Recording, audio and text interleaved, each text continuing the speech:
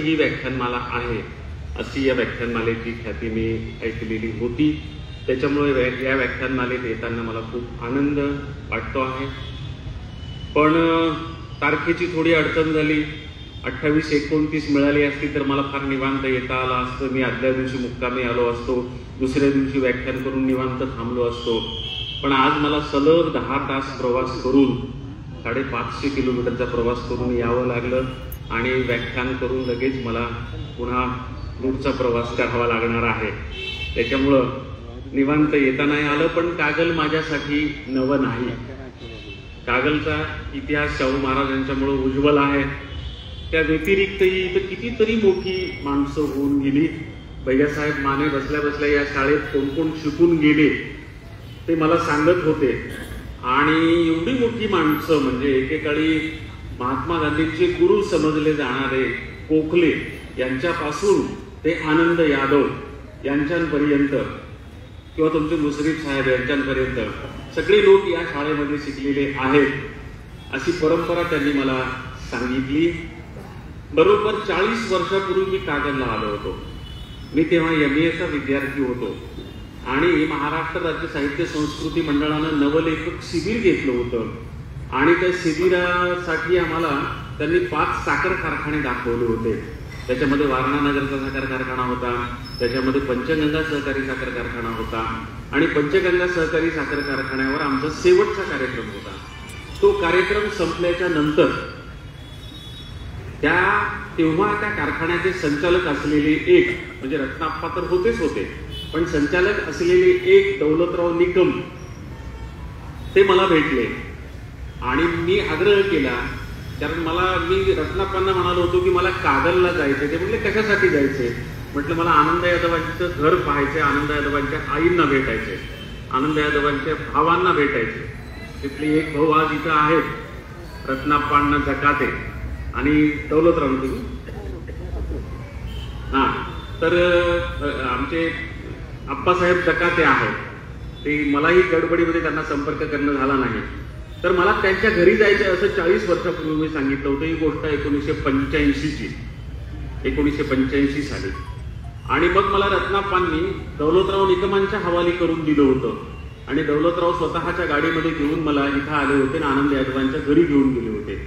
पुढे आनंद यादवांची कादंबरी आली झोंबी आणि त्याच्यामध्ये असं समजलं की आनंद यादवांचं सगळं शिक्षक त्या दौलतराव निकमांनीच केलेलं होतं। त्यांना घरातून रत्नागिरीला पाठवण्याची सोय त्यांनीच केलेली होती। ते पुढे नंतर कळालं, पण तोच माणूस मला घेऊन आला आणि त्यावेळी पहिल्यांदा मी इथं आलेलो होतो। सलगर गल्लीमधलं त्यांचं घर पाहिलं, त्यांच्या आई होत्या, चिपळूणला तेव्हा इरिगेशनमध्ये असलेले त्यांचे दौलतराव म्हणून भाऊ होते, आप्पासाहेब तेव्हा इथं नव्हते, बाहेर कुठेतरी होते कोल्हापूरला, आणि मी तेव्हा पहिल्यांदा कागल पाहिलं होतं। आणि त्यानंतर मग मी अनेकदा आलो,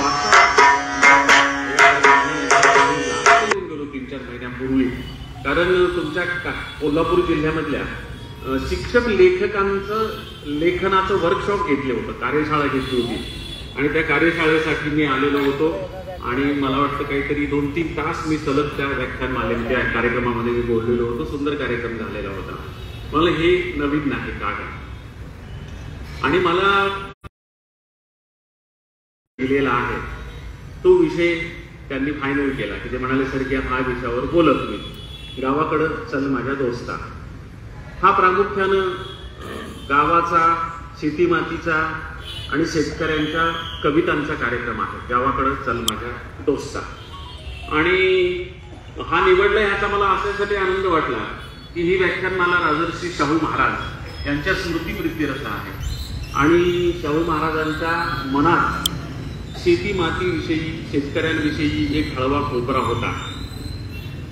त्यांचा राज्याभिषेक होण्याच्या आधी जो कोणी इंग्रज अधिकारी या संस्थानाचा होता त्याच्यासोबत त्यांनी संपूर्ण तुमच्या संस्थानाचा दौरा केलेला होता आणि संपूर्ण शेती आणि शेतकरी समजून घेतलेला होता आणि मग त्यांचा राज्याभिषेक झाला।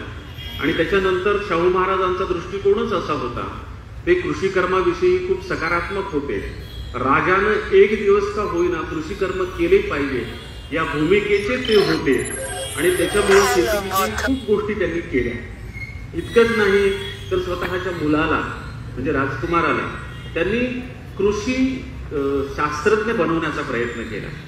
शेतीविषयक शिक्षण घेण्यासाठी त्यांना काही दिवस त्यांनी अहमदाबादला पाठवलं सुरुवातीला, आणि नंतर विलायतेला देखील पाठवलं. आणि त्यांना कृषी शास्त्रामधलं ज्ञान त्यांनी घेऊन यावं, आधुनिक कृषी शिकून यावी आणि आपल्या संस्थानातल्या लोकांना ती शेती शिकवता यावी म्हणून त्यांनी प्रयत्न केलेले होते. 1902 साली जेव्हा लंडनच्या तिथल्या राजाचा राजारोहण झाला, त्या राज्यारोहणाच्या कार्यक्रमाला शाहू महाराज गेले होते, तेव्हा त्यांनी आवर्जून संपूर्ण परदेशातली शेती आणि त्या शेतीची व्यवस्था पाहून निरीक्षण करून आले होते. आणि ते तिथून परत आल्याच्या नंतरच त्यांनी पहिल्यांदा संस्थानामध्ये भारतातल्या पहिल्यांदा पाटबंधारे विभाग स्वतंत्रपणे सुरू केला शाहू महाराजांनी. तो 1902 साली परदेशातली शेती पाहून आल्याच्या नंतर. आणि मग इथला पाटबंधारे विभाग पाहून तिथल्या भारतातल्या अनेक संस्थानिकांनी सुद्धा पाटबंधारे विभाग सुरू केले. त्या पाटबंधारे विभागाच्या वतीनंच शाहू महाराजांनी संपूर्ण संस्थानामधल्या विहिरी, तळी, नद्या, नाले यांचं सर्वेक्षण केलं. किती नद्यांना पाणी वाहतं, किती विहिरींमध्ये पाणी आहे, किती विहिरींचं पाणी आटलेलं आहे, हे सगळं त्यांनी सर्वेक्षण केलं. आणि ज्या विहिरींचं पाणी आटले त्यांचं खोलीकरण, ज्या नद्यांचं पाणी कोरडं पडलेलं आहे त्यांच्यासाठी काय करता येईल, त्या सगळ्या सिस्टीम्स त्यांनी सुरू केल्या. आणि सगळ्यात मोठा जो प्रकल्प आहे तो म्हणजे राधानगरी धरणाचा प्रकल्प. तो मोठा महत्वाकांक्षी प्रकल्प, तेव्हा सगळ्यात मोठं तेव्हाचं बजेट 14 लाख रुपये. आज आपल्याला काहीच वाटत नाही. 14 लाख रुपयेचं बजेट देऊन त्यांनी तो प्रकल्प सुरू केला. आणि तो प्रकल्प पहिल्या महायुद्धामुळे काही दिवस बंद पडला. नंतर राजाराम महाराजांनी तो प्रकल्प पूर्ण केला आणि राधानगरी धरण पूर्ण झालं हे आपल्याला माहित आहे. हे धरण जेव्हा पूर्ण झालं तेव्हा फक्त भारतातलं नव्हे, तेव्हा आता खूप मोठी धरणं आहेत, पण तेव्हा संपूर्ण एशिया खंडातलं सगळ्यात मोठं धरण म्हणजे राधानगरी धरण होतं. म्हणजे संपूर्ण आशिया खंडातलं सगळ्यात मोठं धरण बांधणारा हा राजा. म्हणजे शेतकऱ्यांची त्यांना किती काळजी होती त्याचे फक्त मी तपशील तुम्हाला सांगतो. ते किती सामाजिक न्याय देणारे होते हे सगळे तपशील तुम्हाला सगळ्यांना माहीत आहे. हे सगळे तपशील सगळे वक्ते सांगतही असतात. पण शाहू महाराजांनी शेतीसाठी काय केलं आणि शेतीविषयी त्यांचा दृष्टिकोन काय होता त्याची फारशी कोणी चर्चा करत नाही. आणि योगायोगानं माझा आजचा विषय तोच असल्यामुळं माझ्या लक्षात आलं की शाहू महाराजांचं हे फार महत्वाचं अंग आहे आणि या अंगावर आपण सुरुवातीला थोडक्यात सांगूया. म्हणून मी तुम्हाला थोडक्यात शाहू महाराजांचा शेतीविषयक दृष्टिकोन जो आहे आणि शेतीविषयक त्यांनी केलेलं महत्वाचं जे काम आहे त्याचा थोडक्यात आढावा तुमच्या समोर सादर केला. याच विषयावर मागच्या वर्षी शाहू जयंतीला मी डॉक्टर बाबासाहेब आंबेडकर विद्यापीठात बोललो आणि शाहू महाराजांच्या शेतीविषयक धोरणावरच गडचिरोली विद्यापीठात त्याच्या आधीच्या वर्षी शाहू जयंतीला मी बोललो. त्याच्यामुळे तुम्ही जर मला तो विषय दिला असता छत्रपती शाहू महाराजांची शेतीविषयक भूमिका किंवा शेतीविषयक काम तर त्या विषयावर सुद्धा मी 1-1.5 तास सहज बोललो असतो. कारण त्या विषयावर मी व्याख्यानं बाहेरच्या विद्यापीठामध्ये केलेली आहेत. शाहू राजा हा माझा मर्मस्थान आहे. त्याच्यामुळे त्यांच्याविषयी पण मला असं वाटलं की तुमच्या इथं इतक्यांदा लोक शाहू महाराजांवर बोलून गेलेले असतील की आता काही बोलण्यासारखं फारसं नसेल, तरी मला वाटतं शेतीविषयी इतकं तपशीलवार कुणी फारसं बोललेलं नसेल. म्हणून शाहू महाराजांच्या आस्थेचा जो विषय आहे तोच विषय तुम्ही आज माझ्यासाठी निवडला ह्याचा मला विशेष आनंद आहे. आणि मग ती माझ्या कवितेचं शीर्षक आहे की गावाकडं चल माझ्या दोस्ता. फार पूर्वी अगदी सुरुवातीच्या काळात मी लिहिलेली ती कविता आहे. त्या कवितेपासूनच मला वाटतं सुरुवात करायला हरकत नाही. काट्या कुट्याचा तुडवीत रस्ता माझ्या गावाकडं चल माझ्या दोस्ता. काट्या कुट्याचा तुडवीत रस्ता माझ्या गावाकडं चल माझ्या दोस्ता. कशी उन्हात उन्हात तळतात माणसं, कशी मातीत मातीत मळतात माणसं. कशी उन्हात उन्हात तळतात माणसं, कशी मातीत मातीत मळतात माणसं. कशी खातात जीवाला खस्ता माझ्या गावाकडं चल माझ्या दोस्ता. काट्या कुट्याचा तुडवीत रस्ता माझ्या गावाकडं चल माझ्या दोस्ता. काळ्या बापाच हिरवं रान, काळ्या माईन पिकवलं सोनं. काळ्या बापाच हिरवं राहणं, काळा माईन पिकवलं सोनं, पण त्यांच्या घामाचा भाव लई सस्ता. माझ्या गावाकडं चल माझ्या दोस्ता, काट्या कुट्याचा तुडवीत रस्ता. माझ्या गावाकडं चल माझ्या दोस्ता, माझ्या गावाकडं चल माझ्या दोस्ता, माझ्या गावाकडं चल माझ्या दोस्ता. खरं तर कविता संपलेली नाही. मी मुद्दाम थांबलो. आम्ही तुम्ही उत्स्फूर्तपणे टाळ्या वाजवल्या, मला आनंद वाटला. हीच कविता मी मुंबईला श्रीमंत मुलांच्या शाळेत म्हणत होतो. किती श्रीमंत मुलांच्या शाळेत? तर 15 वर्षापूर्वी बबलू त्या शाळेत मी गेलो तेव्हा तिथल्या पहिलीच्या विद्यार्थ्याची फीस 10 लाख रुपये होती आणि मॅट्रिकच्या विद्यार्थ्याची फीस काहीतरी 15-20 लाख रुपये अशी होती. आपल्या देशातल्या सगळ्यात मोठ्या उद्योगपतीनं काढलेली ती शाळा होती. तिथं फक्त श्रीमंताचीच मुलं जाऊ शकणार, तुमची माझी मुलं थोडीच जाऊ शकणार तिथं. तर त्या शाळेमध्ये मग मला कशाला बोलवलं फाटक्या शेतकऱ्यांवर कविता लिहिणाऱ्या कवीला? तर त्याचं कारण होतं. कोकणातले शेतकरी जीवनातून आलेले प्राचार्य सावंत नावाचे ग्रस्त तिथं प्राचार्य होते आणि त्यांना असं वाटलं की ही सगळी श्रीमंत कुटुंबातून येणारी पोरं यांच्यामध्ये सामाजिक जाणीव निर्माण व्हावी, शेतकऱ्यांचे प्रश्न त्यांना कळावेत. म्हणून त्या काळात शेतकऱ्यांच्या आत्महत्या सुरू झाल्या होत्या आणि त्याच्यावर केंद्रित त्याची संपूर्ण गॅदरिंगची थीम ठेवलेली होती की या पोरांना कळावं की आपल्या देशामध्ये शेतकरी आहेत आणि त्यांचे असे असे प्रश्न आहेत. म्हणून संपूर्ण गॅदरिंगची थीम त्यांनी शेतकऱ्यांच्या आत्महत्या अशी ठेवली. सगळे कार्यक्रम त्याच्यावर केंद्रित असे ठेवले. पोरांचा परिसंवाद, चर्चासत्र, वक्तृत्व स्पर्धा त्याच्यावर आधारित होत्या. कथाकथन स्पर्धेचे विषयी तेच होते. नाटकं वगैरे त्याच विषयावरची बसवलेली होती. नृत्य वगैरे सुद्धा माझी बाप कविता तेव्हा 5वीच्या पुस्तकात अभ्यासाला असल्यामुळं त्या कवितेवरचं नृत्य बसवलेलं होतं. म्हणजे सगळा कृषी केंद्रित गॅदरिंग केलं होतं की त्या पोरांना कृषीची माहिती व्हावी आणि सामाजिक जाणीव व्हावी. आणि अशा ह्या गॅदरिंगचा पाहुणा कोण बोलवावा असं तेव्हा त्यांनी नारायण सुर्वे यांना विचारलं. सुर्वे तेव्हा जिवंत होते. ते सुर्व्यांना म्हणाले की अहो सुर्वे, आमच्या गॅदरिंगचं या वर्षीचं थीम असं असं आहे, तर आम्ही पाहुणा कोण बोलवायचा? तर सुर्वे म्हणाले की शेतकऱ्यांच्यावर आणि आत्महत्येवर शेतकऱ्यांच्या सगळ्यात जास्त कविता इंग्रजीतनं लिहिलेल्या आहेत, तेव्हा तुम्ही इंग्रजीतला बोलवा. म्हणून सावंत सरांनी नारायण सुर्व्यांकडून फोन घेऊन फोन करून मला बोलवलेलं होतं. म्हणून मी त्या पोरांच्या समोर ही कविता म्हणत होतो. तर त्या पोरांनी उत्स्फूर्तपणे अशा टाळ्या वाजवण्याच्या ऐवजी इथली मुलं हसायला लागली. मी थांबलो. म्हटलं काय झालं ते बाळाला, का हसताय? ते म्हणले तुम्ही काय कविता म्हटली? म्हटलं काळ्या बापाचं हिरवं राणं, काळ्या माईनं पिकवलं सोनं, त्यांच्या घामाचा भाव लई सस्ता, माझ्या गावाकडं चल माझ्या दोस्ता. म्हटले म्हणून तर आम्ही हसलो. म्हटलं काय झालं? म्हटले तुमचा बाप काळा होता काय? म्हटलं हो रे बाळा, माझा बाप काळा होता. त्यानं पुढचा प्रश्न पुन्हा मला विचारला, कारण पुढची ओळ होती काळ्या आईनं पिकवलं सोनं. म्हणले तुमची आई पण काळी आहे का? म्हटलं गोरे बाळा. त्याला विचारलं तुझी आई कशी आहे? म्हणलं गोरी पान आहे. म्हटलं चांगली गोष्ट आहे, आई गोरी असणे का वाईट थोडंच आहे. तुझे वडील कसे आहेत? म्हणलं आईपेक्षा गोरे पान आहेत. म्हटलं तुझा पालीसारखा पांढरा फटक रंग पाहून तुझ्या आई वडिलांच्या रंगाची मला कल्पना आली होती, पण तू हसलास का? तर म्हणलं मला काळ्या माणसाचं हसू येते. म्हटलं का? म्हटलं कारण नाही सांगता येत, पण मला काळ्या माणसाचं हसू येतं. म्हटलं पागल आहेस काय, वेडा आहेस काय तू? तूच हसतो आणि तुला तुझ्या हसण्याचं कारण नाही सांगता येत. म्हटलं सर नाही कारण सांगता येत, पण मला हसू येतं. म्हटलं तू मॉडर्न इन्फॉर्मेशन टेक्नॉलॉजीचा विद्यार्थी आहेस, तुला काही प्रश्न विचारू का? म्हणाला विचारा. म्हटलं आपल्या देशाला गुलाम कुणी बनवलं होतं रे? म्हणाला माहित आहे सर मला. म्हटलं कुणी बनवलं होतं सांग ना. म्हणाला इंग्रजांनी.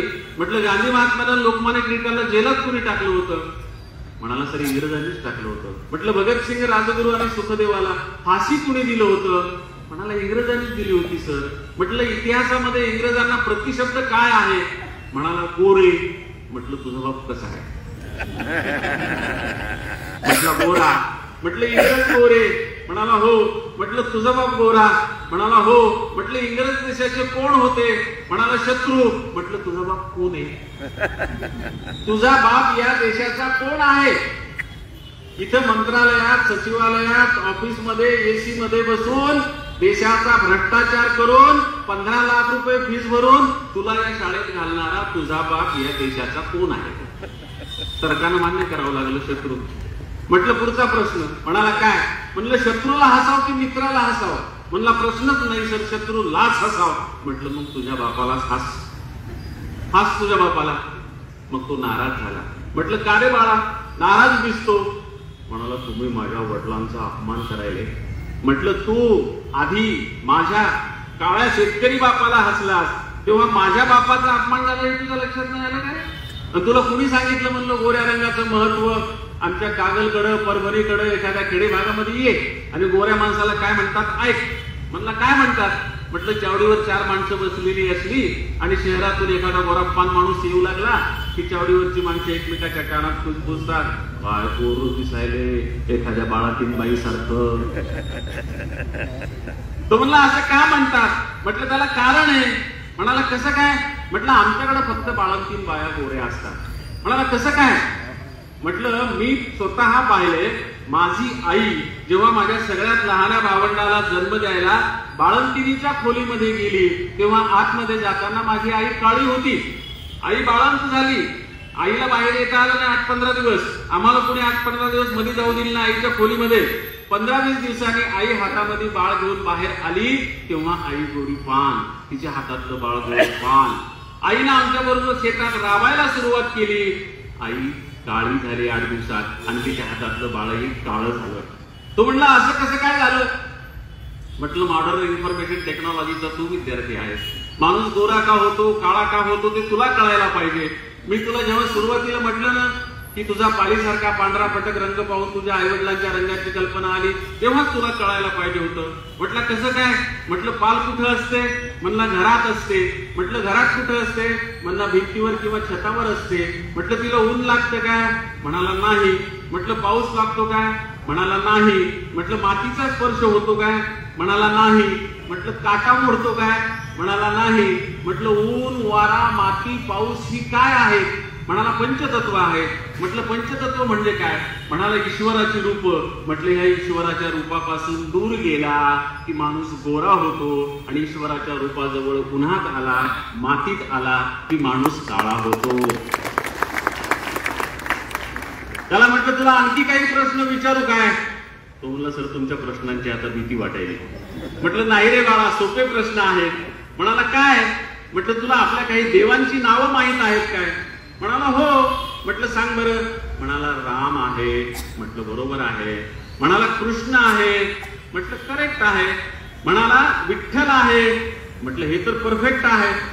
म्हणाला कसं काय? म्हटलं विठ्ठल परफेक्ट माझ्या बापासारखा आहे. रंगाने काळा आहे, वाणानं गुटका आहे, कमरेला धोतर आहे आणि कटीवर हात ठेवून एकादशीला माझ्या बापाची वाट पाहतो. तो परफेक्ट माझ्या बापासारखा आहे. त्याला म्हटलं ज्या 3 देवांची तू नावं सांगितलीस त्या 3 देवांपैकी कोणता देव गोरा होता? तर रामाचं वर्णन पुराणामध्ये घननील सावळा असं करण्यात आलेलं आहे. कृष्ण या शब्दाचा अर्थच काळा असा होतो. कृष्ण हे त्याचं नाव नाहीये. त्याचं नाव वासुदेव असं आहे. पण त्याचा भाऊ बळीराम गोरा होता, हा काळा होता. 2 जण अंगणामध्ये खेळायची आणि यशोदा लाडानं त्यांना रंगावरून हाक मारायची आणि म्हणून याला वासुदेवाला हाक मारताना काळ्या असं म्हणून हाक मारायची. पण तेव्हा काळ्या ही मराठी भाषा त्यांना येत नव्हती. त्यांची संस्कृत भाषा होती आणि संस्कृत भाषेमध्ये काळ्या म्हणायचं असेल तर कृष्णा म्हणावं लागतं. म्हणजे कृष्णा या शब्दाचा अर्थ काळ्या असा होतो. त्यालाच आपण श्री लावलं. श्रीकृष्ण म्हणजे श्री काळ्या. आणि त्याला म्हटलं विठ्ठल तर परफेक्ट माझ्या बापासारखा आहे. ज्या देशात ज्या धर्मात आणि ज्या संस्कृतीत तू जन्माला आलास त्या देशाची त्या धर्माची आणि त्या संस्कृतीची आराध्य दैवत काळी असताना आपण काळ्या रंगाला हसतो म्हणजे आपल्या बापाला, आपल्या देशाला, आपल्या धर्माला आणि आपल्या संस्कृतीला हसतो. हे तुझ्या लक्षात नाही आलं का रे? म्हटलं नाही सर. म्हटलं आता आलं ना? म्हणाला हो सर. म्हटलं आता माझ्या बापाला हसणार नाही ना? म्हणाला नाही सर. मग हळूच मला तो म्हणाला सर तुम्ही पण गोरे आहेत की हो? म्हटलं बरोबर आहे. मी पण गोरा आहे पण आधी नव्हतो गोरा. नोकरी लागली, सावलीत आलो, सावलीत जगू लागलो म्हणून मी पण गोरा झालो. शेतात गेलो तर मी पण काळा होईल. म्हणून म्हटलं त्याला की मला गोरीही माणसं वाईट म्हणायची नाहीत, काळीही माणसं वाईट म्हणायची नाहीत, वाईट माणसं वाईट म्हणायची, चांगली माणसं चांगली म्हणायची. तू आधी माझ्या काळ्या बापाला हसलास म्हणून मला थोडी गोड्या रंगाची चेष्टा करावी लागली. गोरी माणसं वाईट नसतात, काळीही माणसं वाईट नसतात, वाईट माणसं वाईट असतात, चांगली माणसं चांगली असतात. त्याला म्हटलं आता, कारण मी जसं जसं काळ्या रंगाचं महत्व सांगू लागलो तशी काळी माणसं प्रसन्न दिसू लागली, गोरी माणसं जरा काळवंडू लागली. त्याच्यामुळे मला हे पुढचं विश्लेषण सांगणं आवश्यक असतं. काळा बापाच हिरवं राहणं, काळा माईन पिकवलं सोनं. काळा बापाच हिरवं राहणं, काळा माईन पिकवलं सोनं. पण त्यांच्या घामाचा भाव लई सस्ता, माझ्या गावाकडं चल माझ्या दोस्ता. काट्या कुट्याचा तुडवीत रस्ता, माझ्या गावाकडं चल माझ्या दोस्ता. माझ्या गावाकडं चल माझ्या दोस्ता, माझ्या गावाकडं चल माझ्या दोस्ता. त्याला म्हटलं तुला गोड खायला आवडतं का कडू रे? म्हटलं सर असा कसा काय प्रश्न विचारायले, मुलांना गोडच आवडतं ना. म्हटलं तुला गोड पदार्थ आवडतात ना? म्हणाला हो. म्हटलं गोड पदार्थ कशापासून तयार होतात? म्हटलं सर साखरेपासून तयार होतात. म्हटलं साखर कुठून येते? म्हणला डब्यातून.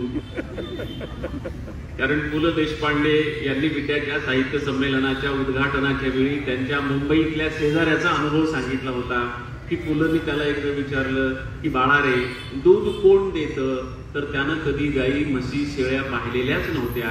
त्याच्यामुळं दारात जो माणूस दूध आणून देतो तोच माणूस दूध देतो, असं त्यानं पुलंना उत्तर दिलं होतं. विद्याच्या साहित्य संमेलनाच्या वेळेस हा अनुभव पु ल देशपांडेंनी मुद्दाम सांगितला होता. नंतर तो जोक सगळीकडे प्रसिद्ध झाला.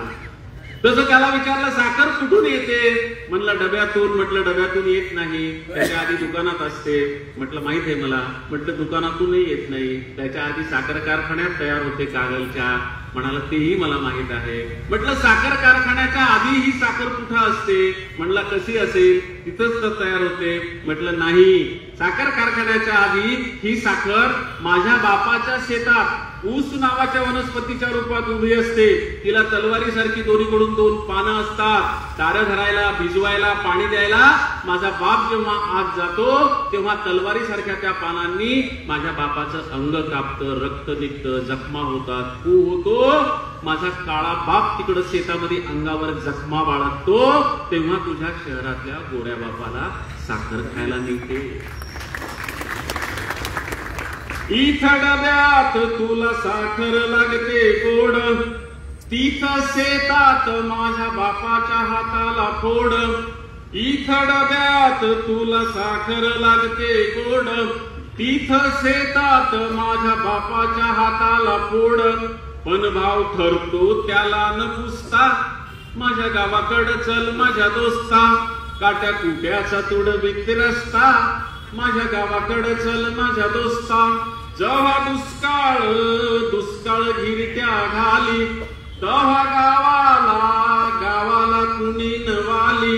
जेव्हा दुष्काळ घिरट्या घाली, तेव्हा गावाला कुणी नवाली.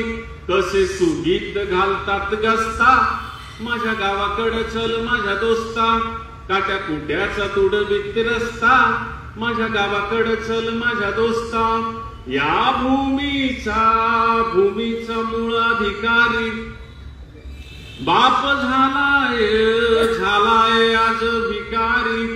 या भूमीचा मूळ अधिकारी बाप झालाय आज भिकारी. गाव असून झालाय फिरस्ता, माझ्या गावाकडं चल माझ्या दोस्ता. काट्या कुट्याचा तुडवीत रस्ता, माझ्या गावाकडं चल माझ्या दोस्ता. कशी उन्हात तळतात माणसं, कशी मातीत मळतात माणसं. कशी उन्हात तळतात माणसं, कशी मातीत मळतात माणसं. कशी खातात जीवाला खस्ता, माझ्या गावाकडं चल माझ्या दोस्ता. माझ्या गावाकडं चल माझ्या दोस्ता, माझ्या गावाकडं चल माझ्या दोस्ता.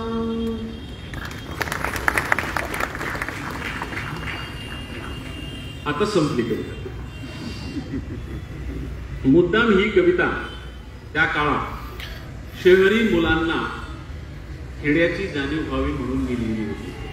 मी स्वतः ग्रामीण भागातून शहरी जीवनात पहिल्यांदा आलो. मॅट्रिक खेड्यामध्ये पास झालो आणि शहरामध्ये आलो. तेव्हा शहरातल्या कॉलेजमध्ये मुलांनी माझी भयंकर चेष्टा केली आणि त्या चेष्टा करणाऱ्या मुलांशीच माझं खूप दोस्ती जुळली. त्यांनी मला विद्यार्थी संसदेचा अध्यक्ष केलं आणि मग मी त्यांना प्रश्न विचारला की तुम्ही माझी इतकी चेष्टा सुरुवातीच्या काळात का करत होता? तर ते म्हणाले तुझं काय, तुझी कटिंग कशी होती, तुझे कपडे कसे होते, तुझ्या पायातले खेटर कसे होते, ते सगळं पाहून आम्हाला हसू यायचं म्हणाले, म्हणून आम्ही तुला चिडवत होतो. म्हटलं हे असं का होतं माझं, याचा तुम्ही कधी विचार केला काय? तर ते म्हणाले आम्हाला काय माहीत. म्हटलं चला तुम्हाला दाखवतो. आणि म्हणून त्या मुलांना गावाकडं घेऊन जाऊन माझ्या गावाचा परिचय करून देण्यासाठी मी ही कविता लिहिली होती की काट्या कुट्याचा तुडवीत रस्ता, माझ्या गावाकडं चल माझ्या दोस्ता. आणि मग गावाकडे नेल्यानंतर त्यांना मी गावातल्या माझ्या प्रत्येक घरातल्या आणि शेतातल्या सर्व शेतकरी कुटुंबाच्या घटकांचा परिचय करून दिला. म्हणजे बापाचा परिचय करून दिला, हा माझा बाप आहे. आईचा परिचय करून दिला, ही माझी आई आहे. बहिणीचा परिचय करून दिला, ही माझी बहीण आहे. शेतात गेल्यानंतर ही माझी वासरं आहेत, ह्या माझ्या गायी आहेत आणि हे माझे बैल आहेत, हे माझं शेत आहे, ही माझी विहीर आहे. हे नुसतं नाही सांगितलं मी, या प्रत्येक गोष्टीवर एक कविता लिहिली आणि तोच कविता संग्रह गावाकडं या नावानं प्रसिद्ध आहे. त्यातली ही कविता नेहमी अभ्यासक्रमाला असते. सध्या तिसरीच्या पुस्तकात जर समोर मला वाटते विद्यार्थी बसले, शिक्षक मंडळी बसली, ते शिकवत असतील. सध्या तिसरीच्या पुस्तकात दोस्त नावाची माझी कविता अभ्यासक्रमाला आहे.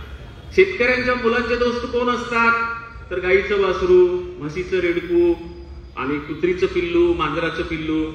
तर त्या कवितेमधला माझा जो गाईचं वासरू दोस्त होता त्याच्यावरची ती कविता आहे, ती सध्या लोकप्रिय आहे शाळेच्या अभ्यासक्रमामधली कविता. त्याच्या आधी 30-35 वर्षापूर्वी माझी एक कविता अभ्यासक्रमाला लागली होती आणि ती कविता जवळजवळ 21 वर्ष अभ्यासक्रमामध्ये होती. इथं बसलेल्या अनेक तरुण मुलांना ती कविता अभ्यासक्रमामध्ये असणार, कारण खूप दिवस ती कविता अभ्यासक्रमात होती. त्या कवितेचं नाव होतं बाप. शेतामध्ये माझी पोप, तिला बोराटीची झाप, तिथं राबतो कष्टतो माझा शेतकरी बाप. म्हणजे त्या मुलांना माझा बापाचा परिचय करून देण्यासाठी बापाचं व्यक्तिचित्र त्या कवितेमध्ये मी मांडलं होतं आणि तीच कविता राम शेवाळकरांनी अभ्यासक्रमाला लावली. ती कविता एकदा अभ्यासक्रमाला लागली, अभ्यासक्रम बदलला, पुन्हा दुसऱ्यांदा अभ्यासक्रमाला लागली, पुन्हा अभ्यासक्रम बदलला, पुन्हा तिसऱ्यांदा अभ्यासक्रमाला लागली.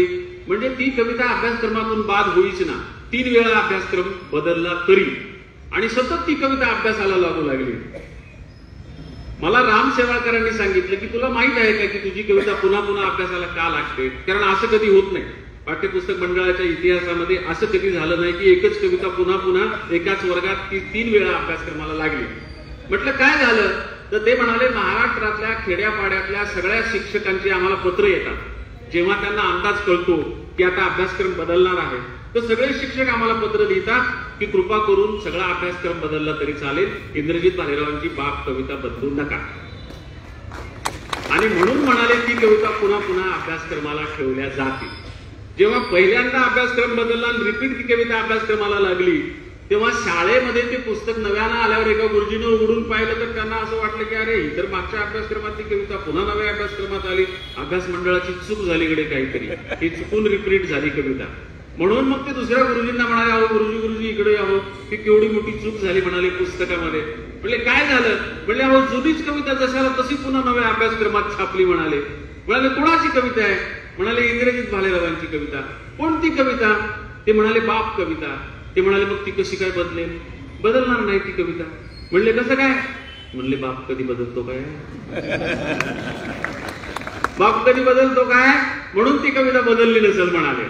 तो गमतीचा किस्सा सोडून द्या, पण हजारो शिक्षकांच्या विद्यार्थ्यांची इच्छा म्हणून ती कविता पुन्हा पुन्हा अभ्यासक्रमाला लागली होती. आणि मला एकदा प्राचार्य राम शेवाळकरांनी म्हणजे पुण्यातल्या रमणबागेतल्या एका कॉलेजमधल्या विद्यार्थी साहित्य संमेलनात नाना पाटेकर, भक्ती बर्वे, राम शेवाळकर आम्ही असे सगळेजण होतो. तिथं मी शेतकऱ्यांच्या कविता म्हणाल्या आणि त्या कविता म्हटल्यानंतर ती सगळी मंडळी प्रभावित झाली. राम शेवाळकर तेव्हा बालभारतीचे अध्यक्ष होते ते म्हणाले, इंद्रजित तू शेतकऱ्यांच्या जीवनावर फार सुंदर कविता लिहितोस, तू लहान मुलांसाठी कविता लिहित नाहीस का? म्हटलं सर, आता ज्या लिहितो त्या ह्या कविता आहेत. आता पुन्हा तुम्हाला ह्या आवडल्या नसल्या तर मग लहान मुलांच्या तुम्ही का विचारताय? ते म्हणाले, नाही रे, ह्या आवडल्या म्हणूनच विचारतोय. म्हटलं कसं काय? ते म्हणाले, मी बालभारतीचा आता अध्यक्ष आहे, 5वीच्या पुस्तकाचं काम सुरू आहे. माझ्या डोक्यात असं आलं की एखादी तुझी कविता 5वीच्या पुस्तकात अभ्यासक्रमात टाकावी. पहिल्यांदा ती कविता अभ्यासक्रमात कशी लागली? मी म्हटलं, काय कशी असावी तुम्हाला, कशी पाहिजे कविता तुम्हाला? ते म्हणले, काही नाही रे. मी म्हटलं, मी शेतकरी सोडून दुसऱ्या विषयावर कविता लिहित नाही. ते म्हणाले, चालेल ना, शेतकऱ्यांवरचीच कविता पाहिजे आम्हाला, पण काही अटी आम्हाला असतात. म्हटलं, काय अटी असतात? ते म्हणाले, आता समजा मी 5वीच्या वर्गाचं पुस्तक संपादित करतो आहे, 5वीच्या वर्गाच्या पुस्तकात कविता लावायची, तर त्याची अट अशी असते की ती 5वीच्या मुलांना कळेल, त्यांना सहज आकलन होईल, त्यांना आवडेल, त्यांना गुणगुणता येईल, गाता येईल, अशी ती कविता असावी. एवढ्या आमच्या अटी पूर्ण झाल्या की काही हरकत नाही. तेव्हा मी ही बाप कविता त्यांच्या हातात दिली होती, तेव्हा त्यांनी ती अभ्यासक्रमाला लावली होती आणि त्या कवितेनं पुढे हा इतिहास घडवला होता. एकदा नव्हे, दोनदा नव्हे, 3दा ती अभ्यासक्रमाला लागली होती. ती कविता इतकी लोकप्रिय होती. शरद जोशी शेतकरी चळवळीचे नेते होते. माझ्या शेतकऱ्यांच्या कविता त्यांना खूप आवडायच्या. राजू शेट्टी, सदाभाऊ खोत, शरद जोशी यांना माझ्या पुष्कळच कविता पाठ आहेत. अगदी अजूनही सदाभाऊ खोत माझ्या कविता म्हणत फिरतात. परवा त्या कुठल्या वाडीला गेले ना, ते काहीतरी मतदानासाठी गेलं, तिथं त्यांनी माझी कविता म्हणूनच, गावाकडचा माझ्या दोस्ता कविता म्हणूनच त्यांनी सुरुवात केली होती. सगळे लोक मला ती क्लिप पाठवू लागले. नंतर त्या शेतकरी संघटनेच्या लोकांना कविता पाठ होत्या, कारण ते माझ्या कवितेवर प्रेम करायचे. आणि मग मला एकदा आम्हाला शरद जोशी चिडवायचे. शरद जोशी म्हणायचे, अरे काय तुम्ही मराठी कवी? म्हटलं, काय झालं? म्हणले, दरिद्री रे दरिद्री तुम्ही मराठी कवी. म्हटलं, काय झालं? आम्हाला कशामुळे दरिद्री म्हणताय तुम्ही? ते म्हणाले, अरे मराठी मधला ज्ञानपीठ मिळवणारा कुसुमाग्रजांसारखा कवी, त्याचा कविता संग्रह छापला, हजाराची आवृत्ती छापली, तर म्हणले संपायला 10 वर्ष लागतात. म्हणजे कुसुमाग्रजांचं कवितेचं 1000 पुस्तकं संपायला 10 वर्ष लागतात. दरिद्री नाही तर काय तुम्ही लोक? म्हटलं, तुम्ही हे कशाकडून परिणाम लावलं की ते दरिद्री? म्हटले, माझं पहा. म्हटलं, तुमचं काय? ते म्हणाले, माझं शेतकरी संघटना, विचार आणि कार्यपद्धती हे पुस्तक म्हणाले दरवर्षी आम्ही 2 लाखाची आवृत्ती छापतो, तरी ते पुरत नाही म्हणाले. 2 लाख लागतात पुस्तकं, आणि तुमचे म्हणले 1000 छापले तर 10 वर्ष संपत नाहीत. म्हणजे चेष्टा करू लागले, ते गंमत करू लागले. मी म्हणलं, ठीक आहे, आम्ही गरीब माणसं आहेत, तुम्ही श्रीमंत माणसं आहेत, कारण तुमची चळवळीची फार मोठी माणसं आहेत, ते घेत असतील पुस्तकं विकत, आमचं कोण घेणार कवितेचं पुस्तक विकत? पुढे ही जेव्हा कविता अभ्यासक्रमाला लागली 5वीच्या पुस्तकात, तेव्हा मी शरद जोशींना चिडवायचो. कसं चिडवायचो? तर मी आधी आकडा काढून घेतला होता राम शेवाळकरांकडून. शेवाळकरांना म्हणलं, सर माझी कविता तुम्ही अभ्यासक्रमाला लावली, किती लोक या कवितेचा अभ्यास करतील? कवीला उत्सुकता असते ना, किंवा किती लोकांपर्यंत आपली कविता जाणार आहे, किती लोक या कवितेचा अभ्यास करतील?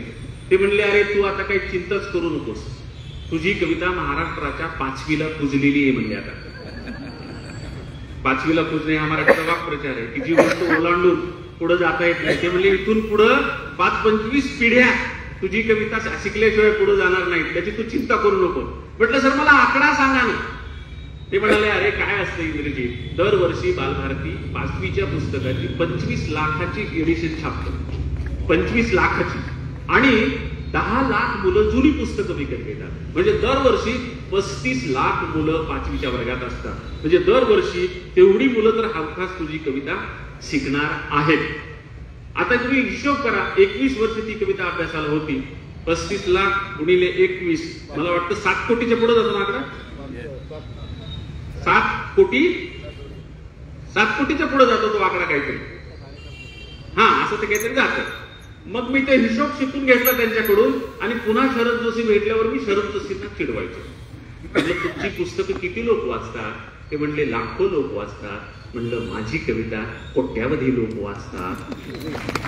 अर्थात वेगळी गंमत जमत असायची. ते जसं गमती जमतीमध्ये आमची चेष्टा करायची, तशी आम्ही त्यांची गमती जमतीमध्ये चेष्टा करायचो.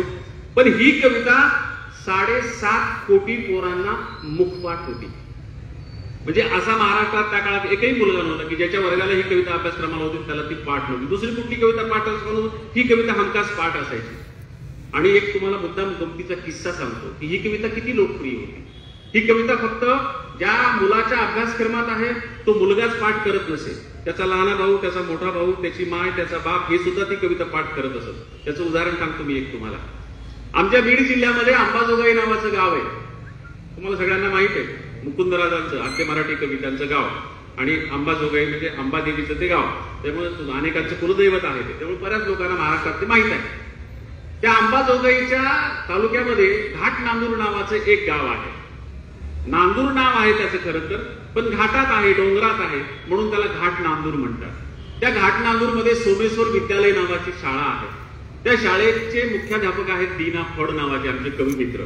ते नेहमी मला गॅदरिंगला बोलवतात. 4-5 वर्ष झालं की म्हणतात सर ती गेली आधीची सगळी पोरं, या पुन्हा गॅदरिंगला. तर 15 वर्षापूर्वी त्यांच्याकडे मी गॅदरिंगला गेलो होतो.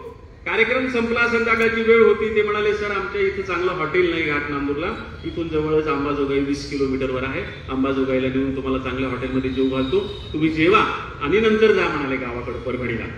म्हटलं ठीक आहे. मग आम्ही निघालो. अंधार पडलेला होता. घाटातून डोंगरातून रस्ता काढत आम्ही अंबाजोगाईकडे निघालो. 10 किलोमीटर पाठीमागं घाट नांदूर गेलं. समोर 10 किलोमीटर अंबाजोगाई, किर्र डोंगर, भर्र रात, अंधार. आणि मला माझीच कविता ऐकायला येऊ लागली. शेतामध्ये माझी कोप, तिला बोराटीची झाप, तिथं राबतो कष्टतो माझा शेतकरी बाप. मी फड सरांना म्हटलं, फड सर ही कविता मी तुमच्या गॅदरिंग मध्ये म्हणत असताना मोबाईल मध्ये वगैरे तुम्ही टेप केली का, मोबाईल मध्ये ऐकू येते का? ती म्हणाली नाही हो, मी नाही मोबाईल मध्ये टेप केली. म्हटलं आवाज कुठून येतोय? ते म्हणले सर आवाज बाहेरून यायलाय. म्हटलं बाहेरून? या किर्रनातून, अंधारातून, डोंगरातून? माझी कविता महाराष्ट्रातल्या मुलांना तर आवडू लागलीच आहे, पण महाराष्ट्रातल्या भूतांना पण आवडते का काय म्हटलं. कारण या किर्र अंधारामध्ये डोंगरामध्ये भूताशिवाय कोण असणार आहे? इथं कोण माझी कविता म्हणते? मग आम्ही गाडीच्या काचा खाली केल्या तर असा दुरून आवाज येत होता आणि एक मिणमिणता प्रकाश दिसत होता. मी फड सरला विचारलं, म्हटलं सर तिथून येतो? हा म्हटले सर तिकडूनच आवाज येतोय. म्हटलं काय आहे तिकडं? एखादं गाव आहे काय? कारण सध्या गॅदरिंगचा मोसम सुरू आहे, शाळेचं गॅदरिंग सुरू असेल, तिथले विद्यार्थी माझी कविता म्हणत असतील. म्हटले सर नाही, तिथली पोरं सगळी आमच्या सोमेश्वर विद्यालयात शिकायला येतात. हा सगळा आदिवासींचा तांडा आहे. आदिवासी लोक तिथं राहतात म्हणाले, म्हशी वळतात, शेळ्या वळतात, दुधाचा व्यवसाय करतात, तिथं काही शाळा फिळा नाही. म्हटलं मग तिथं कोण कविता म्हणते? मला उत्सुकता निर्माण झाली ना की कोण कविता म्हणाले बुवा तिथं. म्हणलं तिथपर्यंत गाडी जाते का? ते म्हणाले प्रयत्न केला तर जाऊ शकते, रस्ता चांगला नाही पण गाडी जाऊ शकते. मग आमच्या ड्रायव्हर मामाला म्हटलं पहा बरं तिथपर्यंत गाडी द्या. मग आम्ही हळूहळू आमची गाडी तिथपर्यंत नेली. तिथं गेलं तर जे दृश्य दिसलं त्या दृश्यानं माझ्याच अंगावर रोमांच उभे राहिले. आदिवासी नवरदेव नवरीचा विवाह समारंभ सुरू होता. हिरव्या हिरव्या पानांचा मांडव घातलेला होता. नवरदेव नवरी मांडवाखाली बसलेले होते. करवल्या त्यांना हळद लावत होत्या आणि एक छोटी करवली हातामध्ये माईक घेऊन म्हणत होती, शेतामध्ये माझी कोप, तिला बोराटीची झाप, तिथं राबतो कष्टतो माझा शेतकरी बाप. म्हणजे आदिवासींच्या विवाहामध्ये आदिवासी लोकगीतासारखी आपली कविता एक छोटीशी मुलगी म्हणते, हे ऐकून माझ्या अंगावर रोमांच उभा राहिला आणि कविता लिहिल्याचं सार्थक झाल्यासारखं वाटलं. माझ्यापेक्षा आमच्या सोबत जे प्राचार्य फडसर आले होते त्यांची छाती आमची फुगली. त्यांना वाटलं ही मुलगी इथं कविता म्हणते आहे, आपण साक्षात कवीला इथं घेऊन आलेलो आहे. त्यांनी ती कविता म्हणणं संपू दिलं. त्या मुलीला जवळ बोलवलं. ती मुलगी भीत आली बिचारी सरांच्या जवळ, कारण आम्ही सगळे नव्हते दिसत होतो. जवळ घेतल्यावर फडसर म्हणाले, बाळा फार छान म्हटलीस तू ही कविता, तुला ह्या कवितेचे कवी माहीत आहेत काय? त्यांना वाटलं ती म्हणेल हो इंग्रजीत भालेराव. मग आपण लगेच सांगू हेच आहेत इंग्रजीत भालेराव. आणि मग त्या मुलीला किती किती आनंद होईल असं त्यांना वाटलं होतं. पण असं घडलं नाही. घडलं वेगळंच. सरांनी विचारलं त्या मुलीला, तुला या कवितेचे कवी माहित आहेत का? तिनं उलटा सरांना प्रश्न विचारला, कवी म्हणजे काय? कवी म्हणजे काय? ते म्हणाले तू 5वीला आहेस ना, तुझ्या बालभारतीमध्ये ही कविता आहे ना? ती म्हणाली नाही मी 5वीला नाही. मग मी 3रीला आहे. मग तुला ही 5वीची कविता कशी काय पाठ? ती म्हणाली माझी ताई 5वीला आहे, तिच्यासोबत डोंगरामध्ये म्हशी शेळ्या राखताना ती नाचू नाचू कविता म्हणते, तिच्यासोबत मी नाचू नाचू म्हणते, तिच्यासोबत म्हणू म्हणू मला पाठ झाली. माझा गळा गोड असल्यामुळं सगळे मलाच म्हणा म्हणतात. माझ्या ताईचा आता लग्न समारंभ सुरू आहे, तिला हळद लावणं सुरू आहे. तिला जेव्हा विचारलं की मी कोणतं गाणं म्हणू तर तिनं मला सांगितलं हे गाणं नांदायला जातात. म्हणजे एखाद्या आदिवासी मुलीला नांदायला जाताना आपली कविता ऐकून नांदायला जावं असं वाटणं खरंच माझ्या अंगावर शहारे उभे राहिले. पण मी फडसरांना सांगितलं की तिला आता पुढचे काही प्रश्न विचारू नका.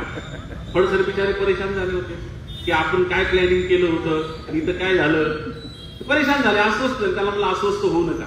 मी त्या पोरीला जवळ घेतलं, तिच्या डोक्यावरून हात फिरवला, तिचं कौतुक केलं. म्हटलं बाळा तुझा गळा खूप गोड आहे खरंच, आणि तू खूप चांगली कविता, असं म्हणालोच नाही मग मी तिला. म्हटलं कविता कवी हे गोष्ट तिला माहित नाही.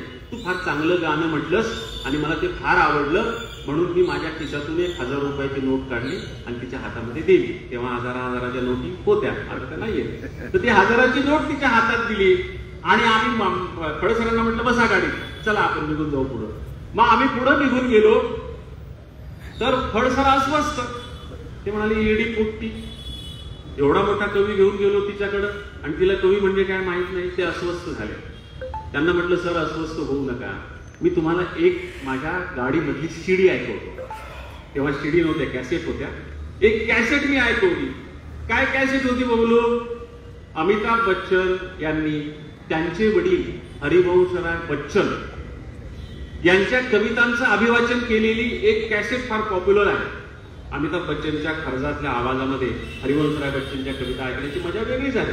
म्हणून मी ती गाडी ठेवायचो तेव्हा नेहमी आणि नेहमी ऐकायचो. त्यातली एक कविता मला फार आवडली होती. मी फडसरांना मुद्दाम ती कविता लावली. म्हटलं फडसर, हरिवंशराय बच्चनची अमिताभने म्हटलेली ही कविता ऐका. ती कविता काय होती बघलो. फार साधी सोपी कविता होती. मी आशय सांगतो तुम्हाला, मी हिंदी कविता सांगत नाही. हा कवितेचा आशय होता. हरिवंशराय बच्चन म्हणतात की मला लोक फार मोठा कवी म्हणतात. मला ज्ञानपीठ पुरस्कार मिळाला, मला सोव्हिएट लँड नेहरू पुरस्कार मिळाला, या देशाचा पंतप्रधान जवाहरलाल नेहरू माझा वर्गमित्र आहे, मला फार मोठा कवी म्हणतात लोक, मला फार मोठा कवी म्हणतात लोक. पण मी स्वतःला मोठा कवी समजत नाही. हा, मी तेव्हा स्वतःला मोठा कवी समजेल जेव्हा माझ्या कविता गंगा नदीच्या काठावर गुरं राखणारा एखादा गुराखी म्हणेल, तेव्हा मी स्वतःला मोठा कवी समजेल. अमिताभ बच्चनच्या बापाचं स्वप्न साकार झालं का नाही मला माहित नाही. एखाद्या गुराखी पोरानं त्याची कविता गंगा काठी गुरं राखताना म्हटली का नाही मला माहित नाही. पण एका आदिवासी तांड्यावर विवाह समारंभामध्ये लोकगीतासारखी माझी कविता मात्र एक मुलगी म्हणत होती. मी अमिताभाच्या बापापेक्षा खूप खूप भाग्यवान कवी आहे हे मला तेव्हा कळलं आणि त्या आमच्या फडसरांना ऐकायला लावलं. पण फडसर अस्वस्थ, येडी पोट्टी म्हणाले. तिला कवी एवढा घेऊन गेलो आणि तिला कवी माहित नाही. गेलो आम्ही मग त्यांच्या मित्राचं चाणक्य नावाचं हॉटेल आहे. त्या चाणक्य हॉटेलमध्ये ते म्हणाले सर खाली जरा लोक काही चांगले नसतात, तुम्ही छतावर बसा, आम्ही छतावर तुम्हाला सगळं जेवण आणून देतो. आम्ही छतावर बसलो तर त्या छतावर उंच बसलेला असताना त्या हॉटेलच्या गावातून त्या पुन्हा पुन्हा पुन्हा पुन्हा ती कविता एकच रेकॉर्ड लावल्यासारखी ऐकायला येऊ लागली. शेतामध्ये माझी पोप, तिला बोराटीची झाप, तिथं राबतो कष्ट तो माझा शेतकरी. म्हटलं ती मुलगी तीच कविता पुन्हा पुन्हा का म्हणते आहे. थोडंसर म्हणाले येडी पोट्टी, कवी म्हणजे काय माहित नाही, त्याची कविता पुन्हा पुन्हा म्हणते आहे. म्हटलं सर चौकशी तर करा. नुकताच मोबाईल तेव्हा आला होता. म्हटलं गावातल्या एखाद्या माणसाकडे मोबाईल आहे का तिथल्या. म्हणले आहे, आमचाच विद्यार्थी आहे, आता तो गुरं राखतो. म्हटलं त्याला फोन करा बरं, विचारा ती मुलगी तीच कविता पुन्हा पुन्हा का म्हणते आहे. त्यांनी फोन केला तर त्यांना आम्ही त्या गावात येऊन गेलो हे माहित नव्हतं. ज्यांच्याजवळ फोन होता ते म्हणाले सर ही मुलगी ही कविता पुन्हा पुन्हा का म्हणते याची उत्सुकता तुम्हाला वाटते ना. काय झालं म्हणाले, या मुलीनं ही कविता म्हणताना त्या हायवेवरच्या कुणीतरी साहेबांनी गाडीतून तिची कविता ऐकली. ती कविता ऐकून ते लोक म्हणले आमच्या तांड्यावर आले. त्यांनी ह्या मुलीला ते गाणं आवडलं म्हणून बक्षीस दिलं आणि सगळ्या तांड्यावर आता बातमी झाली की 1000 रुपये बक्षीस मिळालं, 1000 रुपये बक्षीस मिळालं. त्याच्यामुळे जो तो यायलाय तिला म्हणायलाय 1000 रुपये बक्षीस, कोणतं गाणं म्हणलं मन बरं पुन्हा, 1000 रुपये बक्षीस कोणतं गाणं म्हणलं मन बरं पुन्हा. म्हणून म्हणले ती पुन्हा पुन्हा ती कविता म्हणते आहे आणि प्रत्येक जण तिला बक्षीस देतो आहे. तिच्या समोरचं टोपलं म्हणले पैशांनी भरून गेलं. फडसर तरीही स्वस्त नाही, ते अस्वस्थ येडी पोट्टी म्हणाले. पैसे गोळा करायला तिला कवी म्हणजे काय माहित नाही. फडसराला म्हणलं फडसर अस्वस्थ होऊ नका, मी तुम्हाला दुसरा एक किस्सा सांगतो म्हणजे तुमची अस्वस्थता संपेल. म्हणाले काय. म्हटलं तुम्हाला एन.डी. पाटील माहित आहे. म्हणाले हो. तेव्हा साहेब होते. एन.डी. पाटील माहित आहे. म्हणाले हो. म्हटलं कोण आहे. म्हणाले शेकापचे अध्यक्ष होते एकेकाळी सहकार मंत्री होते, रयत शिक्षण संस्थेचे सेक्रेटरी आहेत. माहिती म्हणाले मला. म्हटलं त्यांच्या इस्लामपूरच्या कर्मवीर भाऊराव पाटील कॉलेजच्या गॅदरिंगला मला एकदा तिथल्या प्राचार्यांनी, त्यांचं नाव पाटील सरच होतं प्राचार्यांनी, त्यांनी मला बोलवलं होतं आणि मला खूप आनंद वाटला. त्या मला पाटील सरांनी सांगितलं होतं प्राचार्यांनी की आमचे एन डी पाटील सर सुद्धा कार्यक्रमाला उपस्थित राहणार आहेत अध्यक्ष म्हणून. मला खूप म्हणजे माझी छाती फुगून आली की ज्या माणसाने एकेकाळी शेतकऱ्यांसाठी मोठी मोठी आंदोलनं केली, शेकापच्या सारख्या शेतकऱ्यांच्या पक्षाचं अध्यक्षपद घुसवलं, त्या माणसाच्या समोर आपल्याला शेतकऱ्यांच्या कविता म्हणता येतात याचा मला खूप आनंद झाला होता. म्हणून मी त्या कॉलेजच्या गॅदरिंगला आवर्जून गेलो तर एन डी पाटील वेळेचे फार पाबंदी की ते बरोबर वेळेवर येतात किंवा आधीच येतात. मी जायच्या आधीच ते प्राचार्याच्या ऑफिसमध्ये येऊन बसलेले होते. मी गेल्यानंतर प्राचार्य पाटील सरांनी मला परिचय करून दिला. हे एन डी पाटील म्हणाले, मी ओळखतच होतो त्यांच्याकडे, दिरपाटच्या चेहरा होता माणूस. गेलो, मी त्यांच्या पायाला हात लावून नमस्कार केला. प्राचार्यांनी एन डी पाटलांना माझा परिचय करून दिला. हे म्हणाले आपल्या आधी गॅदरिंगचे प्रमुख पाहुणे. त्यांचं नाव काय? एन डी पाटील म्हणाले. ते म्हणाले इंद्रजित भालेराव. एन डी पाटलांनी विचारलं काय करतात हे? ते म्हणाले कविता करतात, कवी आहेत. कशावर कविता करतात हे? एन डी पाटील म्हणाले. प्राचार्य पाटील म्हणाले हे शेतकऱ्यांच्यावर कविता करतात. एन डी पाटील म्हणाले काय हो, अलीकडं शेतकऱ्यांच्यावर कविता करणारे कवी मला आवडत नाही. म्हणजे मी असा छाती फुगून गेलो होतो, तो माझ्या छातीतला सगळा हवा निघून गेली, आता खाली झाला. म्हटलं आपल्याला असं वाटलं होतं की आपण शेतकऱ्यांचे कवी आणि त्यांच्यासमोर कविता म्हणायला भेटते, तो माणूस आपण फार कौतुक करील. तर ते म्हणाले मला आजकाल शेतकऱ्यांच्या कविता लिहिणारे कवी आवडत नाहीत. मी म्हटलं काय झालं साहेब, कशा पण तुम्हाला आवडत नाही? तुम्ही तर शेतकऱ्यांचे नेते आहात.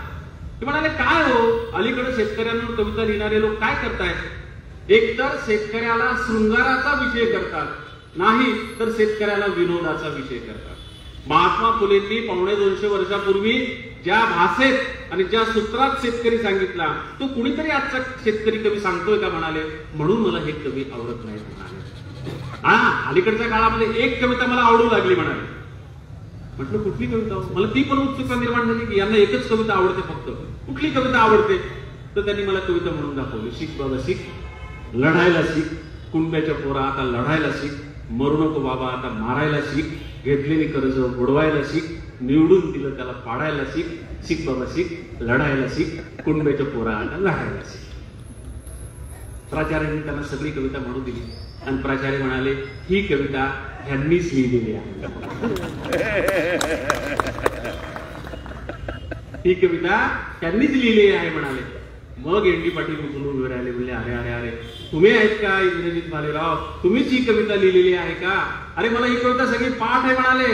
या कवितेशिवाय माझं आणि कॉम्रेड गोविंद पानसरे यांचं भाषणच कधी संपत नाही. आमच्या दोघांच्या भाषणाच्या शेवटी आम्ही ही कविता म्हणतो, पण ही पुढे लिहिली आम्हाला माहित नव्हतं म्हणाले. आम्ही शोधत होतो कवी कुठे, आणि मग प्राचार्याला म्हणाले वा वा वा फार छान केलं, चांगला कवी बोलवला तुम्ही आपल्या गॅदरिंगला. आणि उठून मला त्यांनी कवटाळलं, मिठी मारली आणि नंतर मग या कवितेवर ते मला वाटतं अर्धा पाऊण तास सलग बोलले. आमचा तिथला मित्र प्राध्यापक एकनाथ पाटील त्यानं ते सगळं भाषण लिहून काढलं.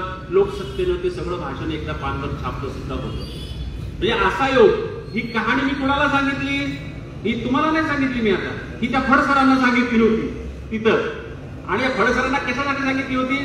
तर त्यांच्या डोक्यातून ते जाईल ना, येडी पोट्टी कविता तिला पाठ पण कवी माहित नाही. आता मी त्या फडसरांना म्हटलं केवढा मोठा माणूस एन डी पाटील. म्हणाले हो. म्हटलं त्यांना कविता माहित होती? म्हणाले हो. म्हटलं कवी माहित नव्हता? म्हणाले हो. म्हटलं मग त्या आदिवासी मुलीचं तसंच असेल, कवी माहित असेल, कवी माहिती असेल, तर तुम्ही एवढं कशाला अस्वस्थ होता? मग म्हणाले हो गडे. आणि मग त्यांची जी अस्वस्थता आहे ती अस्वस्थता संपली.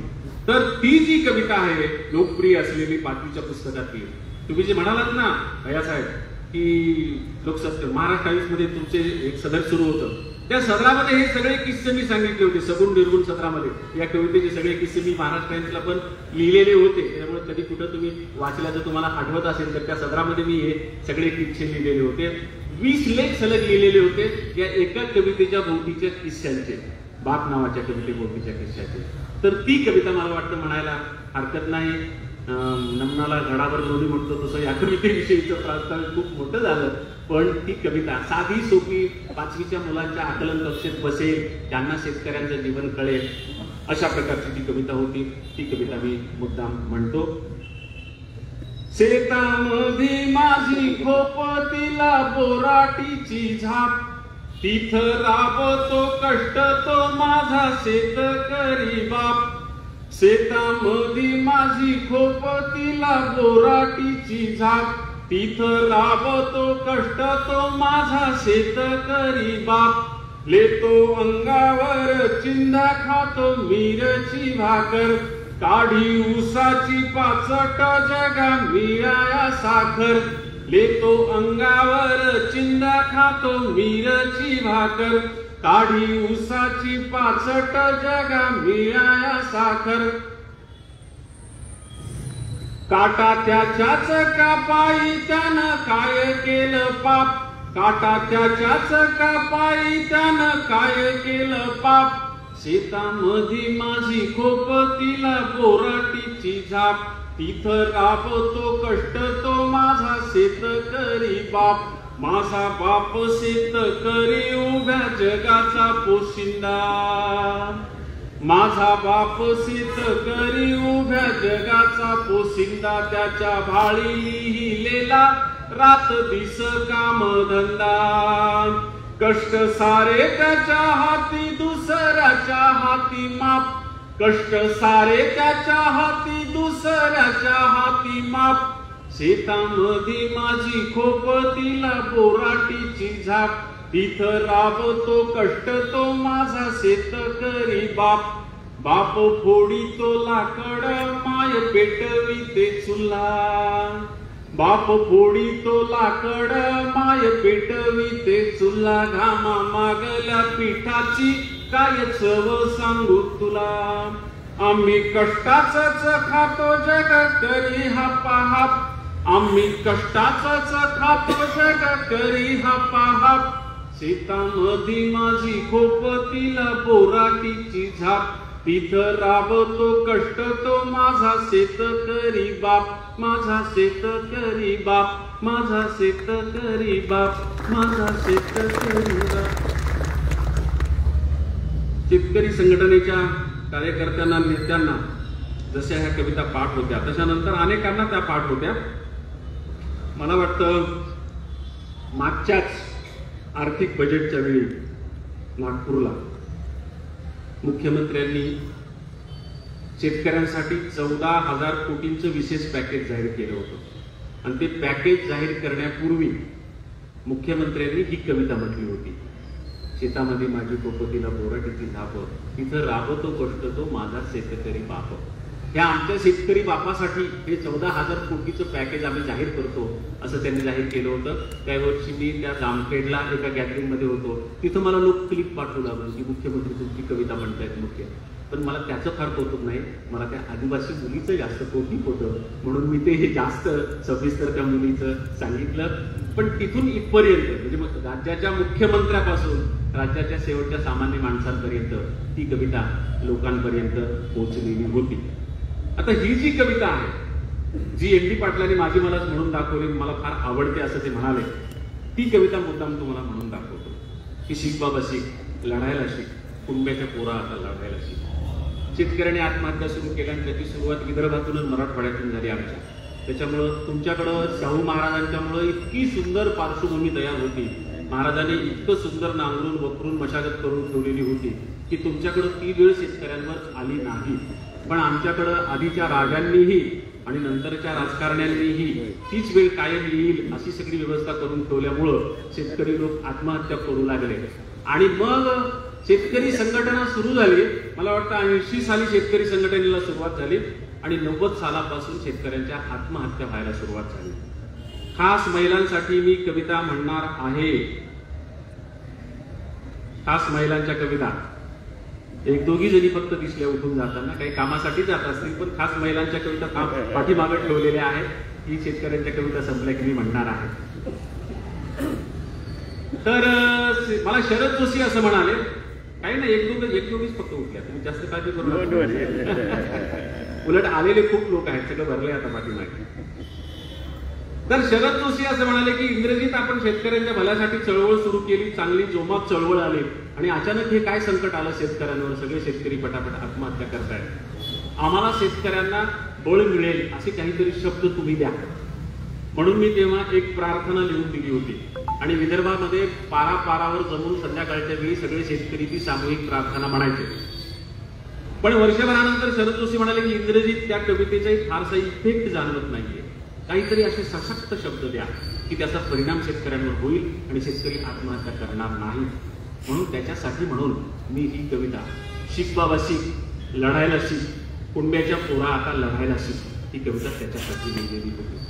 आणि मग ती कविता नुसती शेतकऱ्यांची असल्यामुळं फक्त शेतकरी संघटनेची राहिली नाही, ती एन डी पाटलांची झाली, ती कम्युनिस्ट पक्षाची पण झाली. कॉम्रेड गोविंद पानसरे तर त्यांच्या प्रत्येक भाषणाच्या शेवटी ही कविता म्हणतच असत. पण जेव्हा भगतसिंग जन्मशताब्दी दरम्यान येऊन गेली, त्या मला वाटतं स्मृती शताब्दी होती, त्या स्मृती शताब्दीच्या वेळी भगतसिंगांचं देश पातळीवरचं मोठं पोस्टर काढलं होतं कम्युनिस्ट पक्षाच्या वतीनं, आणि कॉम्रेड पानसरेंनी शिफारस केली होती की त्या पोस्टरवर ही कविता छापा. वर भगतसिंगांचा फोटो, एक वाक्य खाली की आज भगतसिंग जिवंत असते तर काय म्हणाले असते, आणि भगतसिंगांच्या तोंडी ही संपूर्ण कविता कॉम्रेड गोविंद पानसरेंनी छापलेली होती. त्यामुळे ही सगळीकडे पसरलेली कविता होती. अनेकांनी आपलं संघटना गीत म्हणून ही कविता पुढे लिहिली. तर ही शेतकरी चळवळीची जी कविता आहे ही कविता, पण ही कविता मी लिहिली, सगळं झालं, पण मी प्रत्यक्ष कविता म्हटलेली कधी शरद जोशींनी ऐकली नव्हती. त्याच्यामुळं पहिल्यांदा इकडं शेतकरी संघटनेने मुसंडी मारली तेव्हा मिरज आणि सांगलीच्या मध्यभागावर शेतकरी संघटनेचं अधिवेशन झालं होतं. मला वाटतं 18-19 वर्षापूर्वी झालं होतं. रघुनाथ दादा तेव्हा प्रमुख नेते होते, राजू शेट्टी, सदाभाऊ खोत हे नवीन पोरं होती तेव्हा आलेली, दोघे माझ्यापेक्षा लहानच वयामध्ये, म्हणजे मी नंतर चौकशी केली पण लहान आहेत वयाने माझ्यापेक्षा दोघेही. आणि मग सदाभाऊ वडील आहेत. करत बऱ्याच लोकांना वाटतं की राजू शेट्टी वडील आहेत, सदाभाऊ वडील आहेत, राजू शेट्टी त्याच्यापेक्षा लहान आहेत आणि मी ह्या दोघांपेक्षाही मोठा आहे वयाने. तर ते नवीन कॉलेजमधून नुकतेच बाहेर आलेले पोरं होते आणि त्यांनी शेतकरी संघटनेत काम करायला सुरुवात केली होती. ते मोठं अधिवेशन झालं होतं आणि शरद जोशींनी मला विनंती केली की तुम्ही या आणि खुल्या अधिवेशनात जेव्हा माझं मुख्य भाषण असतं त्या भाषणाच्या आधी ही कविता म्हणा, कारण त्यावेळी संपूर्ण देशातले शेतकऱ्यांचे नेते आणि सगळ्या प्रांतातले शेतकरी लोक आलेले असतात. तर तेव्हा तुम्ही ही कविता म्हणा, या ही कविता म्हणा, आमचा शेतकरी संघटनेचा बिल्ला लावा. त्यांना म्हटलं मी येतो, कविता म्हणतो, पण शेतकरी संघटनेचा बिल्ला लावत नाही. ते म्हणाले अहो तुमच्या प्रत्येक कवितेत आमच्या शेतकरी संघटनेचं तत्वज्ञान दिसतं. म्हटलं मी ते शेतकऱ्याचं तत्वज्ञान म्हणून लिहिले, शेतकरी संघटनेचं म्हणून लिहिलेलं नाही. तुम्हाला ते आवडतं, चांगली गोष्ट आहे. एन डी पाटलांना आवडतं, चांगली गोष्ट आहे. कॉम्रेड पानसरेंना आवडतं, चांगली गोष्ट आहे. मग म्हणाले तुम्ही कम्युनिस्ट आहात का? म्हटलं नाही. पानसरेंनी पण मला विचारलं होतं. मी ठरवलेलं आहे की कुठल्याच संघटनेचा आणि कुठल्याच पक्षाचा बिल्ला आपल्या छातीवर लावायचा नाही. ते म्हणाले मग तुम्ही कुठल्या पक्षाचे आहात? म्हटलं मी एकाच पक्षाचा आहे. म्हटलं कुठल्या? म्हटलं शेतकऱ्यांचा. जे जे शेतकऱ्यांच्या बाजूला लढतील, जे जे शेतकऱ्यांच्या बाजूने उभे राहतील त्यांच्या बाजूचा मी आहे, जे शेतकऱ्यांच्या विरोधात आहे त्यांच्या विरोधात मी आहे. म्हणाले या तर तुम्ही ती कविता म्हणा. मी आलो आणि ती कविता म्हटली. तेव्हा मला दुसऱ्या दिवशी पेपरमध्ये समजलं की समोरचा जो मॉब होता त्याची उपस्थितांची संख्या 7 लाख होती. दुसऱ्या दिवशी पेपरमध्ये मला प्रचंड मोठं अधिवेशन झालं होतं शेतकरी संघटनेमध्ये. आणि मी ही कविता म्हणायला उभं राहिलो आणि बरोबर सगळ्या शेतकऱ्यांनी तालात टाळ्या वाजवायला सुरुवात केली या कवितेबरोबर. मला आश्चर्य वाटलं. म्हटलं मी टाळ्या वाजवा असं कोणाला म्हणालो नाही आणि लोक इतक्या तालात कशा काय टाळ्या वाजवतात. म्हणून मी व्यासपीठाच्या दुसऱ्या बाजूला पाहिलं तर शरद जोशी स्वतः कोपऱ्यात उभे होते आणि एखाद्या संगीतकाराने एखाद्या गाण्याच्या संगीताचं संचलन करावं तसं छानपैकी संचलन करत होते आणि टाळा कशा वाजवायचं ते सांगत होते. म्हणून शेतकरी एवढे तालात टाळ्या वाजवत होते. ही कविता संपली. व्यासपीठावर येऊन बसलो. मी तुम्हाला सांगितलं त्याप्रमाणे सगळ्या प्रांतातले शेतकऱ्यांचे नेते आलेले होते. पंजाबमधले शेतकऱ्यांचे नेते, तिथले शेतकरी संघटनेचे अध्यक्ष खासदार भूपेंद्रसिंग मान हे माझ्यानंतर बोलायला उभे राहिले आणि माझ्यानंतर बोलायला उभं राहिल्यावर त्यांनी फार सुंदर सुरुवात केली. ते म्हणाले इंद्रजीत भालेराव तुमने बहुत अच्छी कविता बोली.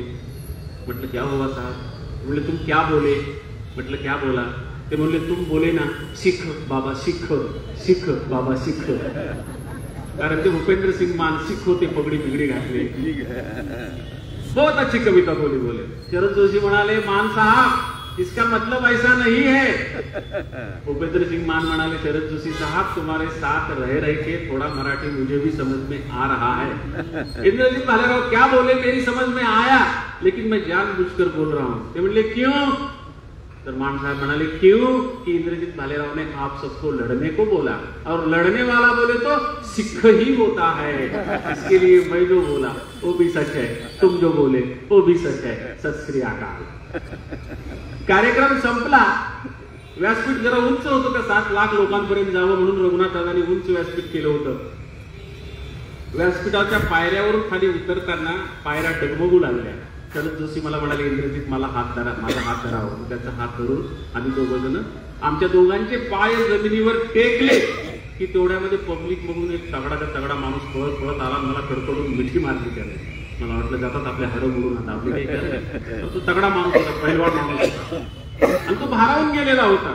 तो म्हणाला इंद्रजीत भालेराव तुमने बहुत अच्छी कविता बोली, तुम क्या करो ये कविता हमको हरियाणवी में ट्रांसलेट करवा दो बोले, और बैंक ऑफ हरियाणा की ओर से मैं इसका पोस्टर बनवाऊंगा और पूरे स्टेट में लगवा दूंगा बोले। शरद जोशी म्हणाले तुला यांचा परिचय करून देतो। म्हटलं कोण आहे ते ग्रस्त? ते म्हणाले यांचं नाव आहे प्रेमसिंग दहिया, हे हरियाणातले शेतकऱ्यांचे नेते आहेत आणि बँक ऑफ हरियाणाचे चेअरमन आहेत आणि हे म्हणतायत की तुझ्या कवितेचं पोस्टर करून बँकेच्या वतीनं सगळ्या स्टेटमध्ये हरियाणा त्यांना लावायचं आहे। आणि मग ते त्या प्रेमसिंग दहियांना म्हणाले, म्हणजे त्यांचा हिंदीमधून संवाद झाला तर तो तुम्हाला मराठीतून सांगतो, म्हणाले तुम्ही हे बँकेच्या वतीनं पोस्टर लावणार ना? ते म्हणाले हो। म्हणले कवितेत सांगितलं घेतलेली कर्ज बुडवायला शिक आणि बँकेच्या वतीनं पोस्टर लावणार का? ते म्हणाले अरे अरे इसमें ऐसा लिखा है क्या बोले, ओ लाईन कट करवा दो, बाकी की कविता ट्रान्सलेट करवा दो। आणि त्यांनी अक्षरशः एवढे एक कडवं बाजूला करून सगळी कविता हरियाणवीमध्ये ट्रान्सलेट करून बँक ऑफ हरियाणाच्या वतीनं तिचं पोस्टर केलं होतं। जसं गोविंद पानसरेंनी त्या भगतसिंग जन्मशताब्दीच्या वर्षी पोस्टर केलं, तसं ते पोस्टर त्या कवितेचं केलेलं होतं। असे या कवितेचे सुद्धा अनेक किस्से मला तुम्हाला सांगता येतील। फक्त ही कविता आता म्हणताना मला एकट्याला म्हणायची सवय नाही। खरं तर मी आतापर्यंत म्हटलेली कुठलीच कविता मला एकट्याला म्हणायची सवय नाही। शाळा कॉलेजमधून शेतकरी संघटनेच्या अधिवेशनात कधी मध्ये गेलो तर कायम सगळ्यांच्या टाळ्यांच्या साथीमध्ये ती कविता म्हणायची मला सवय लागलेली आहे। पण तुम्ही सगळी प्रौढ माणसं दिसताय, म्हटलं एवढ्या सिनियर माणसांना आपण कसं टाळ्या वाजवायला सांगावं, त्याच्यामुळे मी तुम्हाला सांगितलं नाही। पण आता ह्या कवितेला मात्र मी तुम्हाला सांगणार आहे की छानपैकी टाळ्या आपण वाजवूया, चालेल?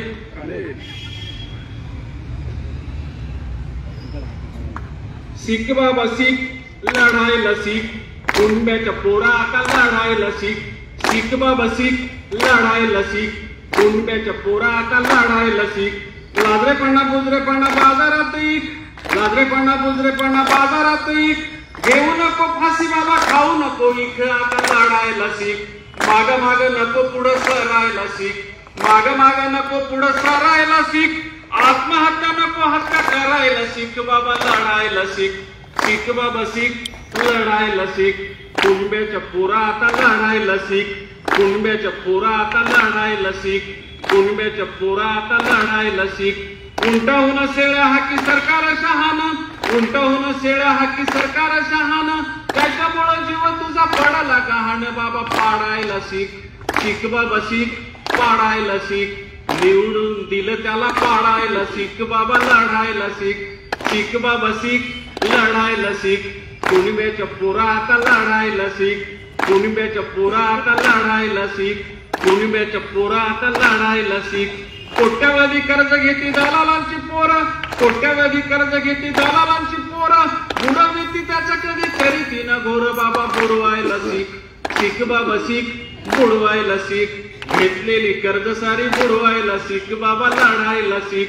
सीख बाबा सीख, लढायला सीख, कुणब्याच्या पोरा आता लढायला सीख। कुणब्याच्या पोरा आता लढायला सीख। जातील हे दिस आणि होईलही ठीक, जातील हे दिस आणि होईलही ठीक, उद्या तुझ्या शेतामध्ये उधाणेल पीक बाबा जगायला सीख। सीख बाबा सीख, जगायला सीख, मरू नको बाबा आता मारायला सीख। घेतलेली कर्ज बुडवायला सीख, निवडून दिलं त्याला पाडायला सीख। सीख बाबा सीख, लढायला सीख, कुणब्याच्या पोरा आता लढायला सीख।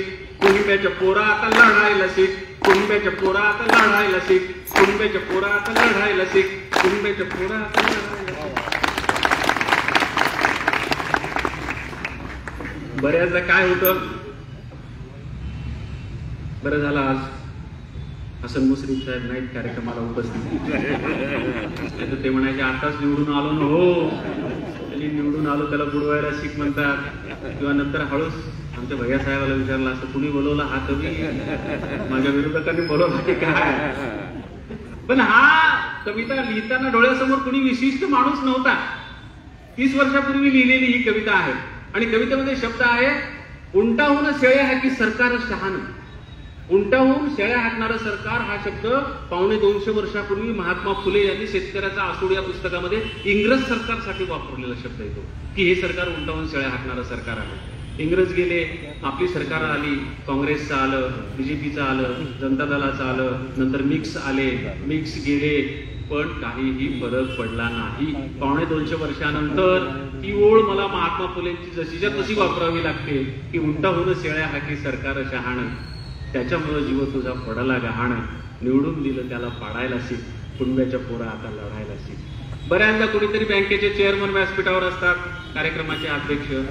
आता तुम्ही बँकेशी संबंधित आहात ना, मी म्हटलं ना घेतलेली कर्ज बुडवायला शिक, हे सगळे तुमच्याकडे पाहू लागले तितक्या नजरेने.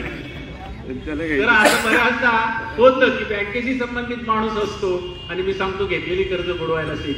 पण हे कुठल्या एका विशिष्ट परिस्थितीत नसतं. हे उठसूट कर्ज बुडवायला सांगितलेलं नाही, उठसूट हत्या करायला सांगितलेलं नाही. जर तुझ्यावर ही मरणाचीच वेळ आलेली आहे आणि तू मरणार असशील तर तू तुझ्या कर्मानं मरत नाहीयेस, दुसऱ्यांच्या कर्मानं मरतो आहेस. आणि दुसऱ्यांची काय काय कर्म वाईट आहेत, ज्या कर्मामुळे तुला मरावं लागतंय, त्यांच्या कर्माची शिक्षा म्हणून त्यांना शिक्षा दे, पण तू आत्महत्या करू नकोस, हे सांगण्यासाठी हे सगळं तेव्हा लिहिलेलं होतं. आता मुद्दाम 1-2 महिलांच्या कविता. 65 मिनिटं झाली मी बोलायला सुरुवात करू. किती वेळ बोलायचं का थांबायचं चालेल ना? मी कारण महिलांना आश्वासन दिलेलं आहे की त्यांच्या काही कविता मी मुद्दाम म्हणेन म्हणून. तर 1-2 कविता महिलांच्या मुद्दाम म्हणतो. त्यातल्या त्यात मुलींची संख्या छान दिसते आहे. तर आधी मुलींसाठीची एक कविता की 21 वर्षापूर्वी एक ETV नावाचं चॅनल होतं. तेव्हा इतर कुठलंही चॅनल नव्हतं. एक सह्याद्री होतं शासनाचं आणि इकडून इनाडू TV तेलंगणातून आलेला होता. एकमेव चॅनल होतं, त्याला मराठीमध्ये आपण ETV मराठी असं म्हणत असत. त्या ETV मराठीनं जिजाऊंच्या जीवनावर सलग 3 तासाचा कार्यक्रम करायचा असं ठरवलं. आणि तेव्हा त्या कार्यक्रमाचे निर्माते तुमच्या कोल्हापूर जिल्ह्यातले होते. मला गाव आठवत नाही, त्यांचं तिथं खेडं आहे, त्यांचं नाव राज साळुंखे. ते त्या कार्यक्रमाचे निर्माते होते. ते राज साळुंखे माझ्याकडे आले आणि म्हणाले, भालेराव सर, कारण त्या साहित्य दरबार कार्यक्रमामुळे ETVच्या त्यांचे माझे चांगले संबंध आले होते माझ्यासोबत. त्यांनी 14 एपिसोड केले होते साहित्य दरबारचे. आणि नंतर मग त्या साहित्य दरबारचा हास्य दरबार केला. मग हास्य दरबार केल्यावर त्यांना म्हटलं मी हास्य कवी नाही, त्याच्यामुळे मी त्या हास्य दरबारमध्ये सहभागी होणार नाही. तर ते म्हणाले, मग आम्हाला तुमच्यासाठी काहीतरी स्पेशल कार्यक्रम करायचा आहे. म्हटलं कुठला? तर ते म्हटले, आम्हाला जिजाऊंच्या जीवनावर 3 तासाचा सलग कार्यक्रम करायचा आहे, त्याची स्क्रिप्ट तुम्ही लिहून द्या. तर त्याच्यासाठी मी तेव्हा ती स्क्रिप्ट लिहून दिली होती. त्याच्यामध्ये 20 गाणी होती, जिजाऊंच्या जन्मापासून जिजाऊंच्या देहांतापर्यंत. त्याच्यामध्ये सगळी गाणी मी अभ्यास करून लिहिली. 7-8 महिने अभ्यास केला, छान गाणी लिहिली. पण राज साळुंखे मला असं म्हणाले की भालेराव सर, जिजाऊंच्या बालपणावर एक गाणं पाहिजे. म्हटलं जिजाऊंच्या बालपणावर गाणं लिहायला माझी हरकत नाही, पण माहिती उपलब्ध नाही, कुठंही काहीही माहिती नाही. ते म्हणाले काहीच माहिती नाही. म्हटलं फक्त एका ओळीची माहिती एका इतिहासकारानं मला सांगितली. म्हणाले काय? म्हटलं जेव्हा जिजाऊ 5 वर्षाच्या होत्या तेव्हा 7 वर्षाच्या शहाजी राजांनी होळीच्या दिवशी त्यांच्या अंगावर रंग टाकला, त्या दिवशी त्यांची सोयरीक जुळली. म्हटलं की माहिती बालवयात, त्याची वय बाल आहे, पण माहिती बालवयातली नाहीये. माहिती विवाहाची आहे, सोयरीकीची आहे. बालवयातली काय माहिती आहे? ते म्हणजे काहीच माहिती नाही. मला आलं टेन्शन. बऱ्याचदा टेन्शन आलं मला की मी पोटभर जेवत असतो, कारण पोटभर जेवलं की गाढ झोप लागते. गाढ झोप लागली की सुंदर स्वप्न पडतात आणि आपलं टेन्शन. म्हणून मला ज्या दिवशी राज साळुंखेंनी ETV साठी जिजाऊंच्या बालपणावर गाणं लिहायचं टेन्शन दिलं, त्या दिवशी मी पोटभर जेवलो, गाढ झोपलो, मला सुंदर स्वप्न पडलं आणि स्वप्नात आल्या साक्षात राष्ट्रमाता जिजाऊ. म्हणाल्या, बाळा गेल्या अनेक दिवसापासून तू आमच्यावर छान छान गाणी लिहितो आहेस, आज संकटात का रे? म्हटलं, माय तुझ्या बालपणावर गाणं लिहायचे पण तुझ्या बालपणाची माहिती मिळत नाही. म्हणाले, एवढंच काय? म्हटलं, हेच माझ्यासाठी आज मोठं संकट आहे. म्हणाले, मग हे लिहून. त्यांनी त्यांच्या बालपणाची माहिती जी स्वप्नात मला सांगितली ती मी गाण्यात लिहून दिली. हा गमतीचा भाग सोडून द्या, तर सगळं गाणं मला कल्पनेवर आधारित लिहावं लागलेलं होतं. गाण्याचे शब्द होते, एकुलती एक लाडाची लेक, जिजाऊ शिकते भालाफेक. एकुलती एक हा शब्द तुम्हाला सगळ्यांना माहित आहे, पण या कवितेमध्ये किंवा या गाण्यामध्ये मी तो विशेष अर्थानं वापरला होता. काय विशेष अर्थ होता त्याचा? तर ज्या कुळात जिजाऊ जन्माला आल्या त्या कुळात 3 पिढ्यात कुणी स्त्री जन्माला आलेली नव्हती. आधीच्या पिढीत कुणी स्त्री जन्माला आली नाही म्हणजे जिजाऊला आत्या नव्हती. बरोबरीच्या पिढीत कुणी स्त्री जन्माला आली नाही म्हणजे जिजाऊंना बहीण नव्हती. नंतरच्या पिढीत कुणी स्त्री जन्माला आली नाही म्हणजे जिजाऊंना मुलगी नव्हती. 3 पिढ्यात एकच स्त्री जन्माला आली, तिचं नाव जिजाबाई. म्हणून कदाचित 3 पिढ्यांची स्त्री शक्ती तिच्यामध्ये एकवटली असेल आणि तिने शिवाजीसारखं नररत्न जन्माला घातलं असेल. त्या जिजाऊंच्या बालपणाची ही कविता. बाकी मग तिच्या जन्मापासून ते देहांतापर्यंत 14 गाणी आहेत. सगळीच तेव्हा युट्यूबवर लोकप्रिय झाली होती. अनेक वेळा तो कार्यक्रम ETVनं ऐकवलेला होता. त्यातलं हे मुद्दाम ह्या मुली समोर बसलेल्या आहेत म्हणून जिजाऊच्या बालपणावरचं गाणं मी म्हणतो. फक्त हे हवा गार लागल्यामुळे मी थोडंसं कोमट पाणी पितो माझं.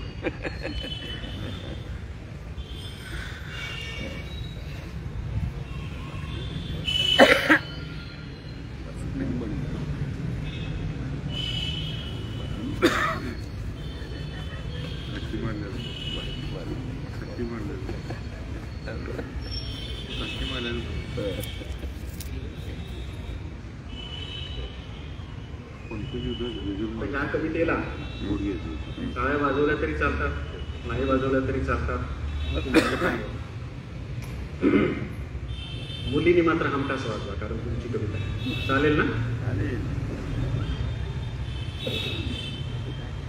एकुलती एक लाडाची लेक, जिजाऊ शिकते भाला फेक. एकुलती एक लाडाची लेक, जिजाऊ शिकते भाला फेक. घोड्यावरती रान फिरती, डोंगरकडे सहज चढे. घोड्यावरती रान फिरती, डोंगरकडे सहज चढे.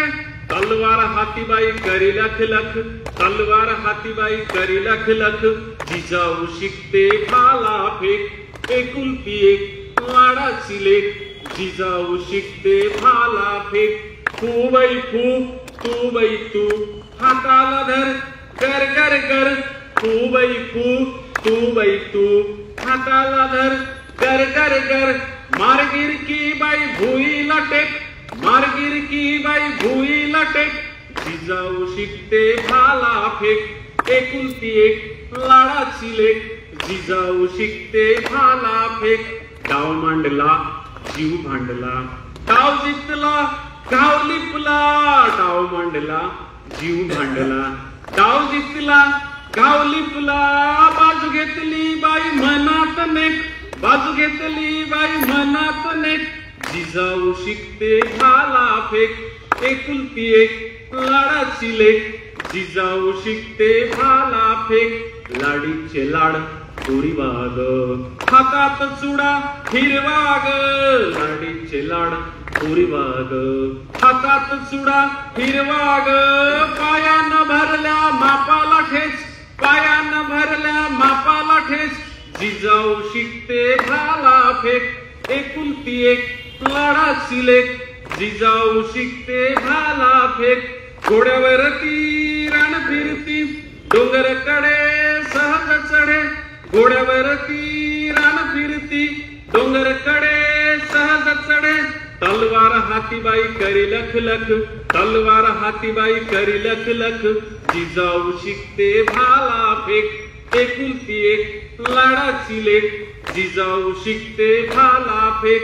एकुलती एक लाडाची लेक, जिजाऊ शिकते भाला फेक. जिजाऊ शिकते भाला फेक, जिजाऊ शिकते भाला फेक. जिजाऊ शिकते भाला फेक, जिजाऊ शिकते भाला फेक.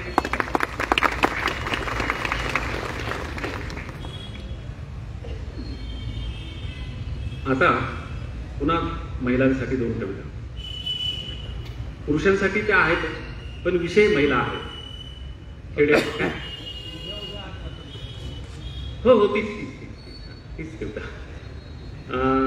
माईची आणि लेकीची अशी ती एक कविता आहे. एक खेड्यातली गरीब आई आहे, तिला 4 लेकी आहेत. पहिली लेक चांगल्या घरी पडते, दुसरी लेक चांगल्या घरी पडते, तिसरी लेक चांगल्या घरी पडते, पण एक लेक चांगल्या घरी पडत नाही. आता मी जेव्हा पडते असं म्हणतो तेव्हा तुम्हाला कळते, पण पुण्या मुंबईमध्ये बऱ्याचदा मला नंतर श्रोते विचारतात, सर पडते म्हणजे काय? पडते म्हणजे दिल्या जाते. एक मुलगी अशी असते की काहीतरी गडबड होते आणि ती ज्या गावात दिली ते गाव चांगलं नसतं, सुखी संपन्न नसतं. ज्या मुलाला दिली तो मुलगा चांगला नसतो स्वभावानं. त्याची आई म्हणजे नवरीची सासू चांगली नसते, सासरा चांगला नसतो. त्याच्यामुळे तिचा छळ सुरू असतो. आईचा सगळा जीव तिच्यात गुंतलेला असतो. आईला वाटतं की तिनं पुन्हा पुन्हा माहेराला यावं आणि माहेरचा पाहुणचार घेऊन जावा. म्हणून आई निमंत्रण देते अशी अर्धी कविता आहे आणि मुलगी आईला उत्तर देते अशी अर्धी कविता आहे. आता ही जी कविता आहे ही कविता अर्धी आहे. आईचं निमंत्रण अर्धी, मुलीचं उत्तर अर्ध. आई म्हणते, उभ्या उभ्या आड रात्र येऊन जायचं लेकी.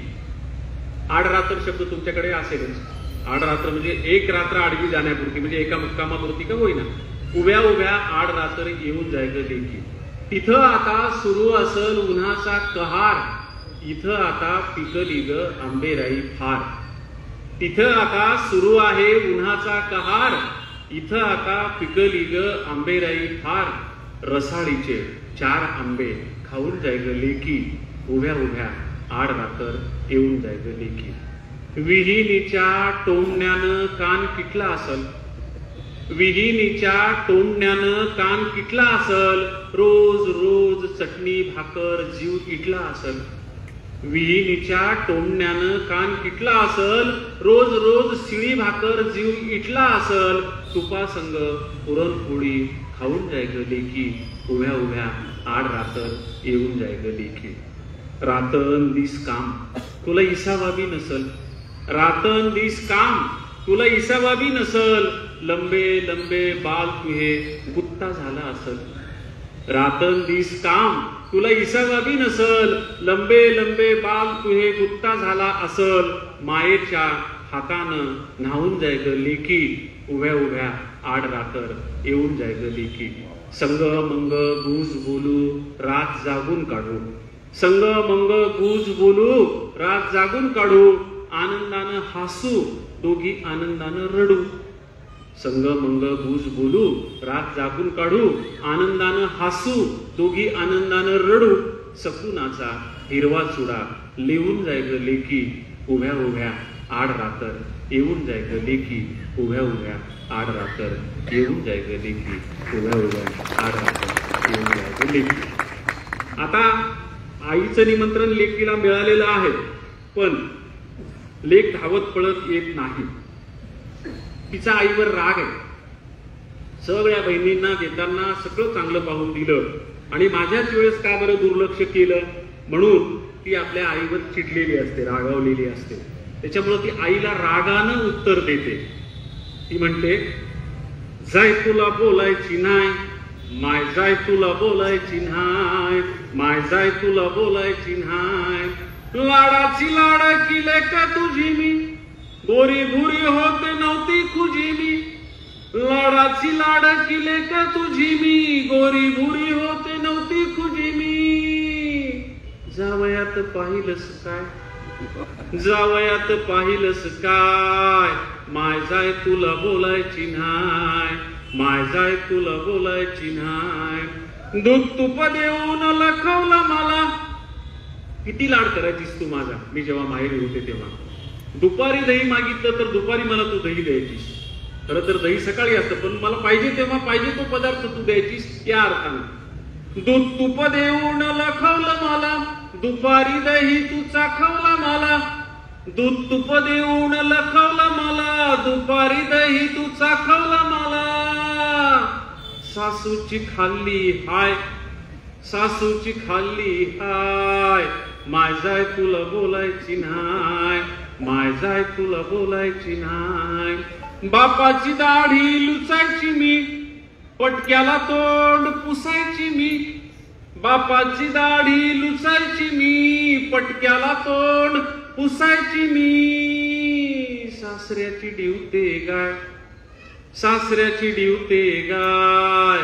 माय जाय तुला बोलायची नाय, माय जाय तुला बोलायची नाय. माहेरी होता विहीर मळा, पाटाच्या पाण्याचा पायाला लळा. माहेरी होता विहीर मळा, पाटाच्या पाण्याचा पायाला लळा. सासरी पोळतात पाय, सासरी पोळतात पाय. माय जाय तुला बोलायची नाय, माय जाय तुला बोलायची नाय. पाहून दिलास डोंगरी गाव, सकुणी कावळा करीना काव. पाहून दिलास डोंगरी गाव, सकुणी कावळा करीना काव. दुधावर येईना साय, दुधावर येईना साय. माय जाय तुला बोलायची नाय, माय जाय तुला बोलायची नाय. माय जाय तुला बोलायची नाय, माय जाय तुला बोलायची नाय. 1 तास 25 मिनिटं झाली. आता शेवटची 5 मिनिटाची कविता म्हणतो आणि थांबतो. ही कविता म्हटल्यानंतर मी काही बोलण्याच्या मनस्थितीत राहत नाही, कदाचित तुम्ही काय ऐकण्याच्या मनस्थितीत राहणार नाही. म्हणून नेहमीच ही कविता मी शेवटी म्हणत असतो आणि ही कविता म्हणायच्या आधीच सगळ्यांचे आभार मानत असतो. त्याच्यामुळे ही कविता म्हणण्याच्या आधी महापालिका, तुमच्या कागल महापालिकेने मला या व्याख्यानमालेचं निमंत्रण दिलं, त्याबद्दल मी संबंधित सर्व कर्मचाऱ्यांचे, आमचे सुरुवातीला ज्यांनी संपर्क केला ते खाडे, मला वाटतं रेळेकर, मोरे हे अधूनमधून संपर्क करत होते त्या सगळ्या मंडळीची, आणि कागल नगरपालिकेचे सर्व जे अधिकारी आहेत, नगरसेवक आहेत, नगराध्यक्ष आहेत, त्या सगळ्यांचे मी मनपूर्वक आभार मानतो. कार्यकारी प्रमुख जे आहेत त्या सगळ्यांचे आभार मानतो. आणि गेल्या जवळजवळ 1.5 तासापासून ज्या रसिकतेनं तुम्ही माझ्या कवितेला दाद दिली त्याबद्दल तुमचे आभार मानतो. मधला काळ असा होता भैयासाहेब की महाराष्ट्रातल्या व्याख्यानमाला बंद पडतात की काय अशी परिस्थिती निर्माण झाली होती, कारण व्याख्यानमालांना लोकच येत नाहीत असं लोक म्हणत होते. पण आता पुन्हा एकदा हा प्रवाह छानपैकी वाढू लागलाय. या वर्षी व्याख्यानमालेचं या 1 महिन्याभरातलं हे माझं 5वं व्याख्यान आहे. म्हणजे व्याख्यानमालेचं तुमच्या जवळ मिरजेला खरे वाचन मंदिर आहे. 102 वर्ष झाली, 102वं वर्ष होतं त्यांच्या व्याख्यानमालेचं. तिथे व्याख्यान दिलं मी. इथे अकॅडमिक मोजका श्रोता असतो. इथं 2.5 तास शोध शेती संस्कृतीचा या वेगळ्या विषयावर मी बोललो होतो. कुंडलला गिडी बापू लाड यांच्या नावाने व्याख्यानमाला चालते. यावर्षी भालचंद्र नेमाडे यांना गिडी बापू लाड पुरस्कार दिला. त्याच्या आदल्या दिवशी मी व्याख्यानाला होतो. जब्बार पटेल, भालचंद्र नेमाडे आणि मी असे आम्ही सोबत होतो त्या दिवशी. ते एक व्याख्यान, ते भर चौकात व्याख्यान होतं, खुल्या चौकात व्याख्यान होतं. सगळीकडून खुर्च्या टाकून चौक बंद केले जातात आणि उघड्यावर ते व्याख्यान होतं आणि सगळं पब्लिक असं जमलेलं असतं. ती एक व्याख्यान मला पाहिजे. अगदी आत्ता शहाद्याला शारंगी खेड्याच्या जत्रेवर मी जो लेख लिहिला होता, शहादा नंदुरबार जिल्ह्यामध्ये, नंदुरबार जिल्ह्यामधला शहादा तालुका आदिवासी भाग आहे. तिथं आमचे मोतीलाल पाटील म्हणून आहेत, त्यांचं शैक्षणिक संकुल आहे खूप चांगलं. 15 वर्षापासून मी अनेकदा त्यांच्याकडे गेलेलो आहे. यावर्षी त्यांच्या व्याख्यानमाला, विश्राम काका व्याख्यानमाला म्हणून चालवतात ते, त्या व्याख्यानमालेला गेलो होतो. तिथं सुद्धा मोठ्या प्रमाणात पब्लिक उपस्थित होतं. त्यामुळे वेगवेगळ्या व्याख्यानमाला पाहण्याचा योग आला यावर्षी. आज तुमची व्याख्यानमाला पाहण्यात आली आणि खरं सांगतो मी तुम्हाला की वक्ता कितीही हुशार आणि मोठा असो, श्रोते जर चांगले असतील तर वक्ता खुलू शकतो. वक्त्याला खुलवण्याचं काम श्रोत्यांमध्ये असतं. आज मला खूप छान तुमच्या रसिकतेनं खुलवलं, त्याच्यामुळे मी छानपैकी 1.5 तास बोललो. त्यामुळे तुमचेही सगळ्यांचे मनपूर्वक आभार. आणि मी काय 5 कविता म्हटल्या, 6वी म्हणतो आहे, पण शेतकऱ्यांच्या जीवनावर मी 500 कविता लिहिलेल्या आहेत. 11 कविता संग्रह प्रकाशित झालेले आहेत, पण ते आउट ऑफ प्रिंट आहेत. पण आमच्या एका प्रकाशकांनी त्या सगळ्या 500 कवितांचं सारे राम नावाचं पुस्तक पण केलेलं आहे. निवडक कवितांचं पण पुस्तक माझं उपलब्ध आहे. चुगी भरल्या शेतातून नावाचं. सुटे काही कविता संग्रह आहेत. ललित गद्याची पुस्तकं आहेत. ज्यांना कोणाला उत्सुकता वाटेल त्यांना सवलतीच्या दरात प्रकाशक आमची ती पुस्तकं उपलब्ध करतील. ही इकडच्या वरच्या बाजूला इकडच्या बाजूला ते टेबल ठेवतील आणि तिथं ती पुस्तकं आमचे प्रकाशक मांडतील. ज्यांना कोणाला उत्सुकता आहे त्यांना सवलतीच्या दरात जे काही सवलत त्यांच्या पद्धतीनं असेल त्या पद्धतीने ते सवलत देतील आणि तुम्हाला सवलतीच्या दरात पुस्तकं देतील. कारण माझी तशी 31 पुस्तकं प्रकाशित झाली, पण एक मला वाटतं काहीतरी 7च सध्या उपलब्ध आहेत. त्यात लेटेस्ट ते अलीकडे आलेलं म्हणजे कबीराच्या जीवनावरचं पुस्तक आहे. कबीर संत सुधारक आणि कवी या नावाचं 250 पानांचं पुस्तक आहे. एकदम नवीन आहे ते पुस्तक. ज्यांना कोणाला संत साहित्यामध्ये उत्सुकता आहे त्यांनी ते वाचायला हरकत नाही. संत साहित्य हा सुद्धा माझा आवडीचा विषय आहे. त्यामुळे ज्यांना कोणाला उत्सुकता आहे त्याच्यासाठी ही सूचना. बाकी सगळ्यांचे पुन्हा एकदा आभार. ही कविता म्हणताना मध्येच कुणी उठलं, मध्येच कुणी बोललं, मध्येच कुणाचा मोबाईल वाजला तर मला त्रास होतो, डिस्टर्ब होतो. कधी कधी माझं डोकं पण शरपतं. त्याच्यामुळे आजूबाजूला दगड नसले तर मी माईक फेकून मारतो. त्याच्यामुळं शक्यतो माझ्या ह्या कवितेला डिस्टर्ब होणार नाही याची काळजी घ्या. कारण ही कविता अतिशय संवेदनशील माझ्या जन्माची माझ्या माईनं सांगितलेली कहाणी आहे. कवितेचं नाव जन्म आहे. ही सुद्धा कविता काही काळ BAच्या अभ्यासक्रमात अभ्यासाला होती. जन्म कविता, शेवटची कविता. आणि या कार्यक्रमासाठी मुद्दाम आमचा मित्र बबलू वडार कोडोलीहून आला, कवी मित्र आहे, त्याचेही मी आभार मानतो. आमचा रवी लोंढे आपल्या विद्यापीठातला मराठी विभागातला आमचा सहकारी मित्र, तोही मुद्दाम आला, त्याचेही मी आभार मानतो. आणि इतर ज्ञात अज्ञात कोण कोण आहेत सगळ्यांचा मला परिचय नाही, सगळ्यांचे मनपूर्वक आभार. शेवटची कविता माझ्या आईने मला सांगितलेली माझ्या जन्माची कहाणी. दो जीवाची माय मही गेली दूरच्या शेताला, पोटा पाण्याच्या वढीनं जीव कामात गुताला. दो जीवाची माय मही गेली दूरच्या शेताला, पोटा पाण्याच्या वढीनं जीव कामात गुतला. वटी आलेल्या वटीवर धुडक्याची एक वटी, एकी मधी गर्भताना एक तापसाच्या सटी. शब्दाचे अर्थ कळत असतील. मराठवाडी भाषेतली कविता आहे. दो जीवाची म्हणजे गरोदर स्त्री, ओटी म्हणजे कमरेला बांधलेला कपडा कापूस वेचून त्याच्यात टाकतात, त्याला पण ओटी म्हणतात. स्त्रीच्या गर्भाशयाला पण ओटी म्हणतात. दोन्ही अर्थानं तो शब्द वापरलेला आहे. मी जेव्हा माझ्या माईला विचारलं, माय मावा जन्म कसा झाला, तर माझ्या आईने सांगितलेली माझ्या जन्माची ही स्टोरी. दो जीवाची माय मही गेली दूरच्या शेताला, पोटा पाण्याच्या वढीनं जीव कामात गुतला. वटी आलेल्या वटीवर धुडक्याची एक वटी, एकी मधी गर्भताना एक कापसाच्या सटी. बोंड बोंड एच तानी झाली दुपार इखाली, माय गेली सावलीला झोपाळल्या तुरी खाली. आसपासच्या रानात नाही माणसाचा तारा, चिडी चिप्प पाखराची भर उन्हाचा पहारा. घास कुटका खाऊन जरा टेकविली पाठ, आल्या एकाएकी कळा हात पाय झाले ताठ. घामाघूम झाली माय कावरली बावरली, रेटा देऊन हाताला कशी बसी सावरली. सावरता सावरता कळ उठली जोरात, आड रानात हारण थर कापली उरात. पुढी काय झालं त्याचं माईला नवत भान, जणू पडलंय पाखरू बिन वारशी उतान. आसपासच्या रानात नाही माणसाचा थारा, चिडी चिप्प पाखराची भर उन्हाचा पहारा. घास कुटका खाऊन जरा टेकविली पाठ, आल्या एकाएकी कळा हात पाय झाले ताठ. घामाघूम झाली माय कावरली बावरली, रेटा देऊन हाताला कशी बसी सावरली. सावरता सावरता कळ उठली जोरात, आड रानात हारण थर कापली उरात. पुढी काय झालं त्याचं माईला नवत भान, जणू पडलंय पाखरू बिन वारशी उतान. आली सुदीवर तवा कुस रिकामी झालेली, मातीवर वल्ला गोळा माती तोंडात गेलेली. आली सुदीवर तव्हा कुस रिकामी झालेली, मातीवर वल्ला गोळा माती तोंडात गेलेली. बाळातीनं झाली माय जशी सीता वनवासी, लव अंकुश खेळले जसे झाडा झुडपाशी.